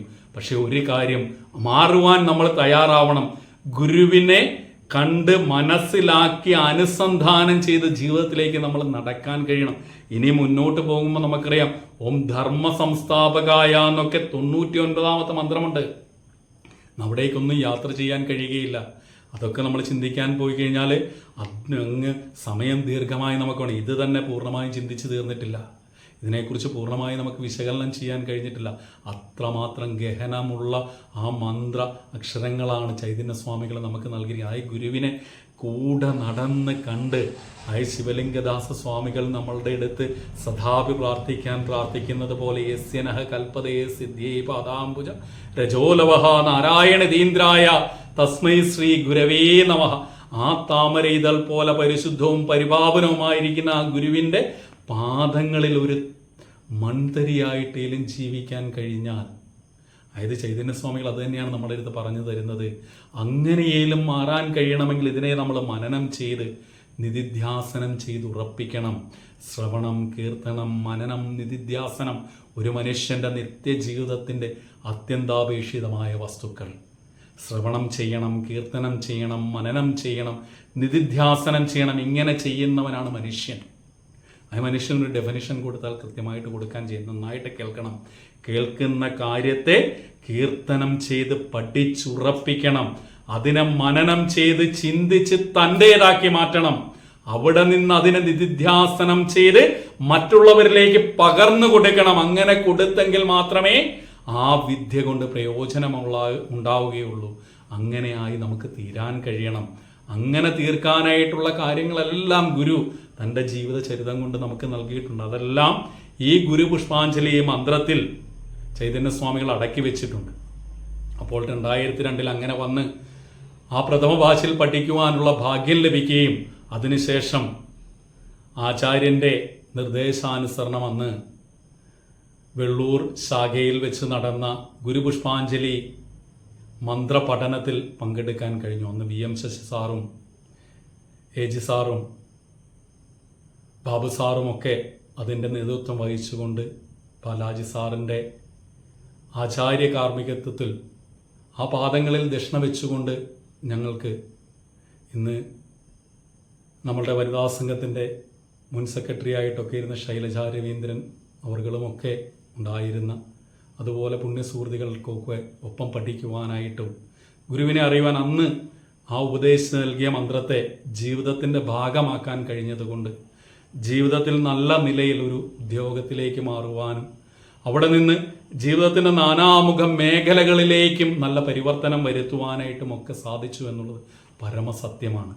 ഇത് ജീവിക്കുന്ന സത്യം. ഈ സത്യത്തെ മനസ്സിലാക്കി അറിഞ്ഞുകൊണ്ട് ഗുരുപുഷ്പാഞ്ജലി മന്ത്രത്തെ അനുസന്ധാനം ചെയ്യുവാൻ കഴിഞ്ഞാൽ, ഇത് ഞാൻ എൻ്റെ സ്വന്തം കഥ ഇതിനകത്ത് പറയാനായിട്ട് ആഗ്രഹിച്ചില്ല. പക്ഷേ ഇത് പറയുമ്പോൾ ഇതുകൂടി പറഞ്ഞില്ലെങ്കിൽ ഇത് ശ്രവിക്കുന്നവരിൽ എത്രമാത്രം ആഴത്തിലെത്തും എന്നുള്ളൊരു ശങ്ക കൊണ്ടാണ് ഞാൻ പറഞ്ഞത്. ഈ ജീവിതത്തിൽ മറ്റു പലതും ആനന്ദമെന്ന് വിചാരിച്ച് നടന്നപ്പോൾ ഈ വഴിയിലേക്ക് എത്തിയ അവിടെ വെച്ച് എൻ്റെ ചെറുപ്പകാലത്ത് എൻ്റെ കുടുംബത്തിലുള്ള ഒരു വൈദികൻ്റെ അടുത്ത് ഈ ഗുരുപുഷ്പാഞ്ജലി മന്ത്രം അന്ന് വീട്ടിലുള്ള ഒരു പുസ്തകത്തിൽ കണ്ടുകൊണ്ട് ഇതൊന്ന് പറഞ്ഞു തരുമോ എന്ന് ചോദിച്ചപ്പോൾ, നിങ്ങൾക്കൊന്നും പഠിക്കാനുള്ളതല്ല, ഇതൊക്കെ പഠിക്കണമെങ്കിൽ വളരെ വൈഷമ്യമേറിയ അല്ലെങ്കിൽ വളരെ നിഷ്ഠയോടുകൂടി വേണ്ടതാണെന്ന്. സത്യമാണ് അദ്ദേഹം പറഞ്ഞത്, വളരെ നിഷ്ഠയോടുകൂടി പഠിക്കണം. പക്ഷെ ആ നിഷ്ഠയിൽ അന്ന് ആഗ്രഹിച്ച ആഗ്രഹം പിന്നീട് ഒരിക്കൽ ഗുരു ആ നിഷ്ഠയിലേക്ക് എന്നെ നയിക്കുകയും ഉത്തമനായ ഒരു ആചാര്യൻ്റെ അടുത്ത് എത്തിക്കുകയും അവിടെ നിന്ന് കൃത്യമായി ഈ വിദ്യയെ ഗ്രഹിക്കുകയും അതുവഴി ഇന്ന് ഈ തലത്തിലേക്ക് മാറുവാൻ ഒരു വാക്കെങ്കിലും നിങ്ങളുടെ ഉള്ളിലേക്ക് പറഞ്ഞ് അതിനെ ഫലിപ്പിക്കുവാൻ കഴിഞ്ഞെങ്കിൽ ഗുരുവിൻ്റെ അനുഗ്രഹം ആചാര്യനിലൂടെ ലഭിച്ച കൃപയും മാത്രം അനുഗ്രഹത്തിൻ്റെ ഫലമായി ലഭിച്ചതാണ്. അപ്പോൾ നമ്മളുടെ ജീവിതത്തിലെ നിത്യഭാഗമാക്കി ഈ ഗുരുപുഷ്പാഞ്ജലി മന്ത്രത്തെ മാറ്റണം. ഈ കുറഞ്ഞ സമയത്ത് ഇതിനെ ഏറ്റവും വളരെ ചെറുതായി ഒന്ന് വിശദീകരിക്കുവാൻ മാത്രമേ കഴിഞ്ഞിട്ടുള്ളൂ. അതിനെ നന്നായിട്ട് നമ്മുടെ ജീവിതത്തിലേക്ക് പരിവർത്തനം ചെയ്യപ്പെടുത്തിയാൽ നമ്മളുടെ ജീവിതം ഏറ്റവും സുന്ദരമായി തീരുമെന്നുള്ളത് നിസ്സംശയമായ കാര്യമാണ്. അതിനൊരു ചെറിയ കഥ കൂടി പറഞ്ഞുകൊണ്ട് ഇന്നത്തെ ഈ പ്രഭാഷണം ഞാനിവിടെ പര്യവസാനിപ്പിക്കുവാനായിട്ട് ആഗ്രഹിക്കുകയാണ്. അതിന് നമ്മുടെ സ്കന്ദപുരാണത്തിലെ ഒരു കഥയാണ്. സുശർമാവെന്ന് പറഞ്ഞ ഒരു ബ്രാഹ്മണന്റെ കഥ. ബ്രഹ്മജ്ഞനായി ബ്രാഹ്മണ കുലത്തിൽ ജനിച്ചുകൊണ്ട് സർവവേദപാരംഗതനായിക്കൊണ്ട് വേദാധ്യായനവും ചെയ്ത് ഉത്തമ ബ്രാഹ്മണനായി സമാജത്തെ പരിരക്ഷിച്ചുകൊണ്ട് ജീവിച്ചു വരികയായിരുന്നു. പക്ഷേ അദ്ദേഹത്തിന് അനേകം ധനമൊക്കെ ഉണ്ടായി, അനേകം സുഹൃത്തുക്കൾ ഉണ്ടായി. അങ്ങനെ ആ സുഹൃത്തുക്കളുടെ സ്വാധീനത്തിന്റെ ഫലമായി അദ്ദേഹം മദ്യത്തിന്റെയും മദിരാക്ഷിയുടെയും ഒക്കെ അടിമയായി തൻ്റെ പുണ്യമായി തീർന്ന ബ്രഹ്മവിദ്യയെല്ലാം നശിപ്പിച്ചു കളഞ്ഞു. അങ്ങനെ കാലം കടന്നുപോയി, വാർദ്ധക്യമുണ്ടായി, അദ്ദേഹം മരിച്ചുപോയി. നമ്മളുടെ ആചാര ചിന്ത പ്രകാരം നാം എല്ലാം മരിച്ചു കഴിഞ്ഞാൽ യമധർമ്മരാജന്റെ അടുത്തേക്ക് എത്തപ്പെടുന്നു. ആ യമധർമ്മരാജാവ് അവിടെ എത്തപ്പെടുന്ന ഓരോ വ്യക്തിയുടെയും കർമ്മഗതിയെക്കുറിച്ച് വായിക്കുകയും പുനർജന്മവും അല്ലെങ്കിൽ മറ്റു കാര്യങ്ങളും നരകത്തെക്കുറിച്ചും ഒക്കെ ആണെങ്കിൽ അവിടേക്ക് അയക്കേണ്ടവരെ അവിടേക്ക് അയക്കുകയും എങ്ങനെയാണോ അവരുടെ യാത്ര, ആത്മാവിന്റെ യാത്രയ്ക്കുള്ള വഴി കൃത്യമായിട്ട് ധർമ്മരാജൻ നമുക്ക് വഴി കാണിച്ചു. അങ്ങനെ എത്തിയ സുശർമാവിന്റെ അടുത്ത് പറഞ്ഞു, നിനക്ക് ശ്രേഷ്ഠമായിരിക്കും നരജന്മം നൽകിയിട്ടും നീ ഒരിക്കൽ പോലും ആ നരജന്മത്തിൽ നിനക്ക് ലഭിച്ച ബ്രഹ്മവിദ്യയെ നന്നായിട്ട് ഉപയോഗിക്കാതെ അതിനെ ദുഷിപ്പിച്ച് വ്യഭിചരിച്ച് നിന്റെ പുണ്യമെല്ലാം നശിപ്പിച്ചതുകൊണ്ട് നീ ഇതാ ഒരു ജന്തുവായി, ഒരു കാളയായി ഈ ഭൂമിയിലേക്ക് ജനിക്കട്ടെ. അതുകൂടാതെ നീ ഒരു അലക്കുകാരന്റെ വീട്ടിൽ, ഒരു മുടന്തനായ അലക്കുകാരന്റെ വീട്ടിലെ ഭാരം വഹിക്കുന്ന കാളയായിട്ട് ജനിക്കട്ടെ എന്ന് പറഞ്ഞുകൊണ്ട് ഭൂമിയിലേക്ക് തൻ്റെ കർമ്മത്തെ ഹനിക്കുവാൻ, അല്ലെ ആ കർമ്മവാരിധിയിൽ കടക്കുവാനുള്ള ഒരു ഉപായം ഉപദേശിച്ചുകൊണ്ട് ഭൂമിയിലേക്ക് അയച്ചു. അങ്ങനെ ഒരു കാളയായിട്ട് ഇദ്ദേഹം ഭൂമിയിൽ ജനിച്ചു. അങ്ങനെ ജനിച്ച് അദ്ദേഹം മുടന്തനായിരിക്കുന്ന അലക്കുകാരൻ്റെ കൂടെ നഗരത്തിൽ പോയി തുണികളൊക്കെ ചുമന്നുകൊണ്ട് വന്നു. മുടന്തനായതുകൊണ്ട് അധിക ഭാരവും ചുമന്നുകൊണ്ട് ഇരട്ടി കഷ്ടപ്പെട്ട് താൻ ചെയ്ത ചെയ്തുകളുടെ എല്ലാ പാപഫലങ്ങളും തിക്തഫലങ്ങളും ആ ചുമടായി ചുമന്നുകൊണ്ട് അനുഭവിച്ച് വളരെ കുറച്ചു കാലം ഇങ്ങനെ നടക്കുന്ന വേളയിൽ തന്നെ രോഗഗ്രസ്തനായി ഈ കാള ഭാരം വഹിക്കാൻ മേലാത്ത അവസ്ഥയിലേക്ക് എത്തി. എല്ലാവരെയും പോലെ തന്നെ സ്വഭാവമുള്ള ആളായ അലക്കുകാരൻ തനിക്ക് ഉപയോഗമില്ലാത്ത വസ്തുവായി തീർന്നിരിക്കുന്ന കാളയെ വഴിയിൽ ഉപേക്ഷിച്ചു, ഗ്രാമത്തിലെ വഴിയിൽ. നമുക്കറിയാമല്ലേ, നമ്മളുടെ വീട്ടിൽ ഉപയോഗമില്ലാത്തതിനെല്ലാം നമ്മൾ എവിടേക്കെങ്കിലും വലിച്ചെറിയും. നമ്മളുടെ അച്ഛനമ്മമാർ നമ്മളുടെ വീട്ടിൽ വളർത്തിയ നായ്ക്കൾ മറ്റുള്ളവയൊക്കെ അവയുടെ ആവശ്യം കഴിഞ്ഞാൽ വഴിയിലേക്ക് ഉപേക്ഷിക്കും. നമ്മളുടെ മാതാപിതാക്കന്മാരെ വളരാൻ മാത്രമുള്ള ഉപാധിയാക്കി എടുത്തതിന് ശേഷം അവരെ സംരക്ഷിക്കേണ്ട കാലമാകുമ്പോൾ അവരുടെ വാക്കുകൾ കേൾക്കാനോ അവരോടൊത്ത് കുറച്ച് സമയം സംസാരിക്കുവാനോ അവരോടൊത്ത് ഭക്ഷണം കഴിക്കുവാനോ നമ്മൾ ചെലവഴിക്കാറില്ല. അങ്ങനെ അവരെയും നമ്മൾ ഉപേക്ഷിക്കും എന്ന മനുഷ്യ സഹജമായ സ്വഭാവമുണ്ടായിരുന്ന ഈ അലക്കുകാരൻ ഈ കാളയെ വഴിയിൽ ഉപേക്ഷിച്ചു. പക്ഷേ അതുവഴി പോയ മനുഷ്യരെല്ലാം ഈ കാളയുടെ ദീനരോധനം കേട്ടു, മനസ്സലിഞ്ഞു. അവരെല്ലാം പ്രാർത്ഥിച്ചു, ഞങ്ങളുടെ എല്ലാം പ്രാർത്ഥനകളുടെ ഫലമായി ഞങ്ങളിൽ എവിടെയെങ്കിലും ഒരു പുണ്യമിരിക്കുന്നുവെങ്കിൽ ആ പുണ്യമെല്ലാം ആ പുണ്യത്തിൻ്റെ ഒരു അംശം ഈ കാളയിലേക്ക് ചെന്ന് ഇവനെ ഈ വേദനയിൽ നിന്ന് മോചനം നൽകണമേ എന്ന് പ്രാർത്ഥിച്ചു.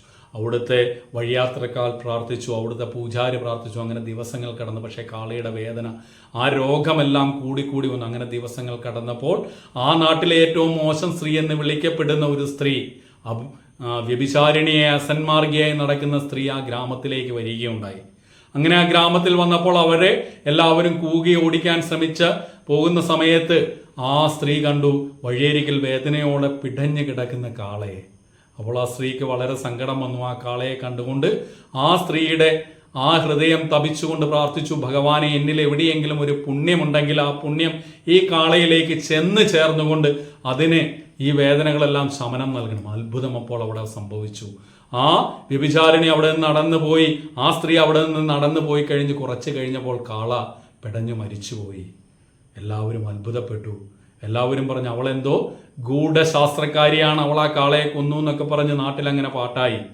എന്താണേലും നമ്മളുടെ ഈ കാളയുടെ ആത്മാവ് അല്ലെങ്കിൽ സുശർമാവിൻ്റെ ആത്മാവ് വീണ്ടും യമലോകത്തേക്ക് എത്തി. യമധർമ്മൻ്റെ അടുത്ത് എത്തിയപ്പോൾ പറഞ്ഞു, നിന്റെ കർമ്മം ഇനി പൂർത്തീകരിക്കണമെങ്കിൽ നിനക്കൊരു നരജന്മം കൂടി എടുക്കണം.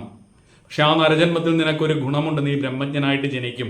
കൂടാതെ പൂർവ്വജന്മ സ്മരണയുണ്ടാവും. ആദ്യത്തെ ജന്മത്തെക്കുറിച്ചും ആ ബ്രാഹ്മണനായ ജന്മത്തെക്കുറിച്ചും അതുപോലെ തന്നെ കാളയായ ജന്മത്തെക്കുറിച്ചും നിനക്ക് നല്ല ഓർമ്മയുണ്ടാകും. കാരണം നീ ആ പരിതസ്ഥിതിയിൽ, നീ താമസിച്ച പരിതസ്ഥിതിയിൽ ചെല്ലുമ്പോൾ അവയെക്കുറിച്ച് നിനക്ക് നല്ല ബോധ്യമുണ്ടാകുന്നു. അങ്ങനെ നാളുകൾ കഴിഞ്ഞു. അദ്ദേഹം ഇങ്ങനെ സഞ്ചരിച്ച് തൻ്റെ ബ്രഹ്മവിദ്യ ഇങ്ങനെ പഠിപ്പിച്ചു വരുന്ന വേളയിൽ അതായത് ഈ ഗ്രാമാതിർത്തിയിലെത്തിയപ്പോൾ താനൊരു കാളയായിട്ട് പിടഞ്ഞ് മരിച്ച സ്ഥലം അവിടെ അദ്ദേഹം എത്തി. പെട്ടെന്ന് പൂർവ്വജന്മ ഓർമ്മ അദ്ദേഹത്തിന് സ്മരണയുണ്ടാവുകയും തൻ്റെ കാളയുടെ ജന്മത്തെക്കുറിച്ച് ഓർക്കുകയും തൻ്റെ അവസാന സമയത്ത് ഇവിടെ ഗ്രാമം ഏറ്റവും മോശമെന്ന് വിചാരിച്ച ഒരു സ്ത്രീയാണ് തന്നെ സഹായിച്ചെന്ന് മനസ്സിലാക്കുകയും അവിടെയുള്ള ഗ്രാമവാസികളോട് ആ സ്ത്രീയെക്കുറിച്ച് ചോദിച്ചപ്പോൾ ഈ ബ്രാഹ്മണ യുവാവിനെ എല്ലാവരും അപഹസിച്ചു. നിനക്ക് നാണമില്ലേ വൃദ്ധയായി അവരെ പ്രാപിക്കാൻ? അവരാ തൊഴിലൊക്കെ ഉപേക്ഷിച്ചപ്പോൾ ആ വനാന്തരത്തിന്റെ അടുത്ത് ഒരു കുടില് കെട്ടി താമസിക്കുന്നുണ്ട് എന്ന് പറയും. എന്താണെങ്കിലും തനിക്ക് അവരെ കാണണമെന്നുള്ള അതിയായ ആഗ്രഹത്തോടെ ആ ബ്രാഹ്മണ യുവാവ് നേരെ ആ സ്ത്രീയുടെ അടുത്തെത്തി. അവിടെ ചെന്ന് അമ്മയുടെ പാദങ്ങളിൽ നമസ്കരിച്ചുകൊണ്ട് പറഞ്ഞു, മാതാവേ, ഇന്ന പോലെ എനിക്ക് 2 ജന്മമുണ്ടായിരുന്നു. ആ ജന്മത്തിൽ അവസാനമായി കാളയായി ദീനരോധനം മുഴക്കി ജീവിച്ചിരുന്ന ഞാൻ അമ്മയുടെ പ്രാർത്ഥന കൊണ്ട് എനിക്ക് ജീവൻ മുക്തി കിട്ടി. അമ്മയ്ക്ക് പക്ഷേ ഞാൻ അമ്മയെക്കുറിച്ച് ഈ നാട്ടിൽ ചോദിച്ചപ്പോൾ എല്ലാവരും മോശമാണ് പറയുന്നത്. അപ്പോൾ ആ സ്ത്രീ പറഞ്ഞു, സത്യമാണ് കുഞ്ഞെ, എൻ്റെ ജീവിതത്തിൽ ഞാൻ ഒരു നല്ല കാര്യവും ചെയ്തില്ല. എല്ലാവരെയും എന്നയിലേക്ക് ആകർഷിച്ച് അവരുടെ ധനത്തെ ഞാൻ അപഹരിച്ചു, അവരുടെ സൂര്യമായ ജീവിതം നശിപ്പിച്ചു, കുടുംബ ജീവിതം ഞാൻ നശിപ്പിച്ചു കുഞ്ഞെ. അതാണ് ഞാൻ ചെയ്തിട്ടുള്ള കാര്യം, ഞാനൊരു പുണ്യവും ചെയ്തിട്ടില്ല കുഞ്ഞെ എന്ന് പറഞ്ഞു. ഇല്ല അമ്മേ, അമ്മയ്ക്ക് പുണ്യം എന്തുകൊണ്ട്? ആ പുണ്യം കൊണ്ടാണ് അമ്മ എന്നെ അനുഗ്രഹിക്കാൻ കഴിഞ്ഞു. ഇല്ല കുഞ്ഞെ എന്ന് പറഞ്ഞു. എന്താണെങ്കിലും ഈ പുണ്യപുരുഷൻ ആ ബ്രാഹ്മണ യുവാവ് ആ സ്ത്രീയെ നമിച്ചുകൊണ്ട് ആ വീട്ടിൽ നിന്ന് ഇറങ്ങാൻ പോകുമ്പോഴത്തേക്ക് അവിടെ ഒരു തത്തയുണ്ടായിരുന്നു. ആ തത്ത അവിടെ എന്ന് പറഞ്ഞു, അല്ലയോ കുമാര, ഈ അമ്മ സ്ഥിരമായി ഗുരുഗീത എൻ്റെ നാവിൽ നിന്ന് കേൾക്കാറുണ്ടായിരുന്നു. ആ ഗുരുഗീത അമ്മ എൻ്റെ നാവിൽ നിന്ന് കേൾക്കുകയും ആ കേട്ടത് അമ്മയുടെ ബുദ്ധിയിൽ ഉറയ്ക്കുകയും അറിയാതെ അമ്മയുടെ അന്ധകരണം അത് ഉരുവിടുകയും ചെയ്തു. അങ്ങനെ അമ്മയിലേക്ക് അനേകമായ പുണ്യം ഭവിച്ചു. ആ പുണ്യത്തിന്റെ ഫലമാണ് നിനക്കമ്മ നൽകിയത്. അവരറിയാതെ ശ്രവണമാത്രയിൽ അവർക്ക് ലഭിച്ച ആ ശ്രവണം കൊണ്ട്, അറിയാതെ അന്ധകരണത്തിലുണ്ടായ മനനം കൊണ്ട് ലഭിച്ച ആ ഗുരുഗീതയുടെ പുണ്യം. അതിന് കാരണമായി ആ തത്ത പറഞ്ഞു, ഞാൻ പണ്ടൊരു കുഞ്ഞായിരുന്നപ്പോൾ എന്നെ പരുന്തുകൾ റാഞ്ചിയെടുത്തു. ആ സമയത്ത് എന്തോ ഭാഗ്യവശാൽ ആ പരുന്തിന്റെ കാലിൽ നിന്ന് ഞാൻ താഴേക്ക് വീണു. ഒരു ആശ്രമത്തിലാണ് വീണത്. അവിടുത്തെയുള്ള മുനിമാരെന്നെ എടുത്ത് പരിചരിച്ചു. ഈ മാതാവ് ആശ്രമത്തെ എല്ലാ ദിവസവും വൃത്തിയാക്കാൻ അവിടെ എത്തുമായിരുന്നു. ആ മുനിമാർ അവിടുത്തെ വാസമൊക്കെ തീർത്ത് അവിടുത്തെ വിദ്യാർത്ഥികളുടെ അധ്യയനമൊക്കെ കഴിഞ്ഞ് അവിടുന്ന് പോകുന്ന സമയത്ത് ഈ അമ്മയ്ക്ക് അനുഗ്രഹമായിട്ട് എന്നെ നൽകിയിട്ട് പോയി. ഞാൻ എല്ലാ ദിവസവും ഈ വീടിന്റെ വരാന്തയിൽ ഇരുന്നു കൊണ്ട്, ഈ കൂട്ടിലിരുന്നു കൊണ്ട് ഞാൻ ഈ ഗുരുഗീത ചൊല്ലും. അമ്മ അത് ശ്രവിക്കും. അമ്മയുടെ മനസ്സറിയാതെ ഈ മന്ത്രത്തെ ചൊല്ലും. ഈ മന്ത്രത്തിന്റെ മഹനീയത അമ്മയിലേക്ക് അടിഞ്ഞുകൂടി ശ്രവണമാത്ര കൊണ്ട് അമ്മ പുണ്യവതിയായ ആ പുണ്യമാണ് കുഞ്ഞെ, അല്ലെങ്കിൽ ബ്രാഹ്മണകുമാര, നിന്റെ കാളയുടെ ജന്മത്തിൽ നിന്നെ താരണം ചെയ്യിച്ചതെന്ന് പറഞ്ഞു. ഈ പുണ്യമായിരുന്ന ഗുരുഗീത എന്നാൽ ഭഗവാൻ ശ്രീ പരമേശ്വരൻ പാർവതി ദേവിക്ക് ഉപദേശിച്ചു കൊടുത്തതാണ്. ശരിക്കും അതും നന്നായിട്ട് മനനം ചെയ്ത് ചിന്തിക്കേണ്ട ഒരു വിഷയമാണ്. എന്താണ് ഗുരുഗീതയെന്ന്? നമ്മുടെ നിത്യ മന്ത്രാഭ്യാസത്തിൽ നമ്മൾ ചൊല്ലുന്നു, ഓം ഗുരുർ ബ്രഹ്മ ഗുരുർ വിഷ്ണു ഗുരുർ ദേവോ മഹേശ്വര ഗുരു സാക്ഷാത് പരം ബ്രഹ്മ തസ്മൈ ശ്രീ ഗുരവേ നമഃ എന്ന് തുടങ്ങുന്ന ഈ മന്ത്രങ്ങൾ, സൂത്രമന്ത്രങ്ങൾ, ഏതാണ്ട് 356 പരം വരുന്ന സൂത്രമന്ത്രങ്ങൾ ഗുരുഗീത എന്ന മഹത്തായ കൃതിയിൽ നിന്ന് നമുക്ക് ലഭിച്ചതാണ്. അതായത് ഭഗവാൻ ശ്രീ പരമേശ്വരന്റെ ധ്യാനവേളയിൽ പാർവതി ദേവി ഭഗവാനോട് ചോദിച്ചു, മഹാദേവ, ദേവദേവൻ എന്നാണ് അങ്ങ് എല്ലാവരും വിളിക്കപ്പെടുന്നത്, അങ്ങ് ആരെയാണ് ധ്യാനിക്കുന്നത്? അപ്പോൾ ഭഗവാൻ ശ്രീ പരമേശ്വരൻ പറഞ്ഞു, അചിന്ത്യ അവ്യക്ത രൂപായ നിർഗുണായ ഗുണാത്മനെ സമസ്ത ജഗദാധാരഭൂതയെ ബ്രഹ്മണേ പരം ജ്യോതിസേ നമഃ എന്ന്. അചിന്ത്യനും അവ്യക്തനും, ഈ സർവ്വലോകങ്ങൾക്കും അതീതനും സർവ്വലോകത്തിനും കാരണഭൂതനായിരിക്കുന്നവനും ബ്രഹ്മസ്വരൂപനായിരിക്കുന്നവനും പ്രകാശസ്വരൂപനായിരിക്കുന്നവനും ആരാണോ അങ്ങനെ ഒരു രൂപത്തെ ധരിച്ചുകൊണ്ട് പരമാത്മജ്ഞാനത്തെ ലോകത്തിന് പ്രദാനം ചെയ്തുകൊണ്ടിരിക്കുന്ന ഗുരുസ്വരൂപം ദക്ഷിണാമൂർത്തി ഭാവത്തിൽ ഇരുന്നു കൊണ്ട് ആ യുവാവായിരിക്കുന്ന ഗുരു ശിഷ്യന്മാർക്ക് പരമമായിരിക്കുന്ന ജ്ഞാനത്തെ ഉപദേശിച്ചു കൊടുക്കുന്ന ആ പരമഗുരുവിനെയാണ് വത്സേ പ്രാണവല്ലഭേ ഞാൻ ധ്യാനിക്കുന്നത്. അത് നിനക്ക് മനസ്സിലാകുവാനായിതാ ഈ സൂത്രമന്ത്രങ്ങളിലൂടെ നിനക്ക് ഞാൻ നൽകുന്നു എന്ന് പറഞ്ഞ് അജ്ഞാനതിമിരാന്തസ്യ ജ്ഞാനാഞ്ജന ശലാകയ ചക്ഷുരുന്മീലിതം യേന തസ്മൈ ശ്രീ ഗുരവേ നമഃ. ചൈതന്യം ശാശ്വതം ശാന്തം വ്യോമാതീതം നിരഞ്ജനം നാദബിന്ദു കലാതീതം തസ്മൈ ശ്രീ ഗുരവേ നമഃ. ന ഗുരോരധികം തത്വം ന ഗുരോരധികം തപഃ തത്വജ്ഞാനാത് പരം നാസ്തി തസ്മൈ ശ്രീ ഗുരവേ നമഃ. ഇങ്ങനെ തുടങ്ങുന്ന ഗുരുഗീതാ മന്ത്രങ്ങൾ, ഈ ഗുരുഗീതാ മന്ത്രങ്ങൾ ഒരു സുഖത്തിന്റെ നാവിൽ നിന്ന് ശ്രമിച്ച വ്യഭിചാരിണിയായിരുന്ന സ്ത്രീക്ക് പോലും അതിൻ്റെ ശ്രവണം കൊണ്ട് പുണ്യമുണ്ടായി. ആ പുണ്യം കൊണ്ട് ഒരു ശരീരത്തെ അതിൻ്റെ വേദനയിൽ നിന്ന് ത്രാണം ചെയ്യിച്ച് മുക്തിയിലേക്ക് നയിക്കാൻ കഴിഞ്ഞുവെങ്കിൽ നരജന്മം ലഭിച്ചുകൊണ്ട് പുണ്യചരിതനായ നാരായണ ഗുരുവിൻ്റെ തിരുവവതാരം നടന്ന പുണ്യഭൂവിൽ ജനിച്ചുകൊണ്ട് നാരായണ ഗുരുവിൻ്റെ ശതാഷ്ടോത്തരി മന്ത്രം നിരന്തരം ശ്രവിക്കുവാൻ കഴിയുന്നതും അതിനെ പഠനം ചെയ്തുകൊണ്ട് മന്ത്രണം ചെയ്തുകൊണ്ട് പുഷ്പാഞ്ജലി പൂജ ചെയ്യുവാൻ കഴിയുന്നത് ഓരോ മനുഷ്യൻ്റെയും പുണ്യമാണ്. ആ പുണ്യത്തെ നിങ്ങളിലേക്ക് യഥാതഥമായി എനിക്ക് എത്തിക്കാൻ കഴിഞ്ഞിട്ടില്ല. കാരണം ഇതിൻ്റെ 3-4 മന്ത്രങ്ങളിലൂടെ മാത്രമേ യാത്രയുള്ളൂ. അതിനെപ്പോലും യഥാർത്ഥമായിട്ട് നമുക്ക് ചിന്തിക്കാൻ കഴിഞ്ഞിട്ടില്ല. ഈ മന്ത്രത്തിലെ ഒന്ന് അനുസന്ധാനം ചെയ്ത് പഠിക്കാൻ കഴിഞ്ഞാൽ, ഈ ഗുരു പുഷ്പാഞ്ജലി മന്ത്രത്തെ യഥാർത്ഥമായിട്ട് അറിഞ്ഞാൽ, ഈ ഭവരോഗത്തിന്, ഇവിടെയുണ്ടായ സംസാര രോഗത്തിനെല്ലാം പ്രതിവിധി യഥാർത്ഥമായിരിക്കുന്ന വൈദ്യൻ നാരായണമൂർത്തിയാണെന്ന് നമുക്ക് മനസ്സിലാകും. ആശ്രയിക്കാൻ അർഹൻ യഥാർത്ഥ പരബ്രഹ്മസ്വരൂപനായ ഗുരുവാണെന്ന് നമുക്ക് പരിപൂർണ ബോധ്യമുണ്ടാകും. ആ ബോധ്യമുണ്ടാവാൻ നിങ്ങളെ അനുഗ്രഹിക്കുന്ന സന്ധ്യയായി തീരട്ടെ ഇന്നത്തെ സന്ധ്യ എന്ന് പ്രാർത്ഥിച്ചുകൊണ്ട്, നാരായണ ഗുരുവിൽ ഈ അപൂർണമായിരിക്കുന്ന ചിന്തയെ, ഗുരുവിൻ്റെ പാദകമലങ്ങളിൽ ഈ അപൂർണമായിരിക്കുന്ന ചിന്തയെ ഞാൻ അർപ്പിച്ചുകൊണ്ട്, എൻ്റെ ആചാര്യപാദങ്ങളിലും എന്നിലേക്ക് നൽകിയ അറിവിനും ആ പാദങ്ങളിലും പ്രണാമം ചെയ്തുകൊണ്ട് ഞാൻ ഗുരുപാദങ്ങളിൽ സമർപ്പിക്കുന്നു. ഓം പൂർണ്ണമദഃ പൂർണ്ണമിദം പൂർണ്ണാത് പൂർണ്ണമുദച്യതേ പൂർണ്ണസ്യ പൂർണ്ണമാദായ പൂർണ്ണമേവാവശിഷ്യതേ. ഓം ശാന്തി ശാന്തി ശാന്തി.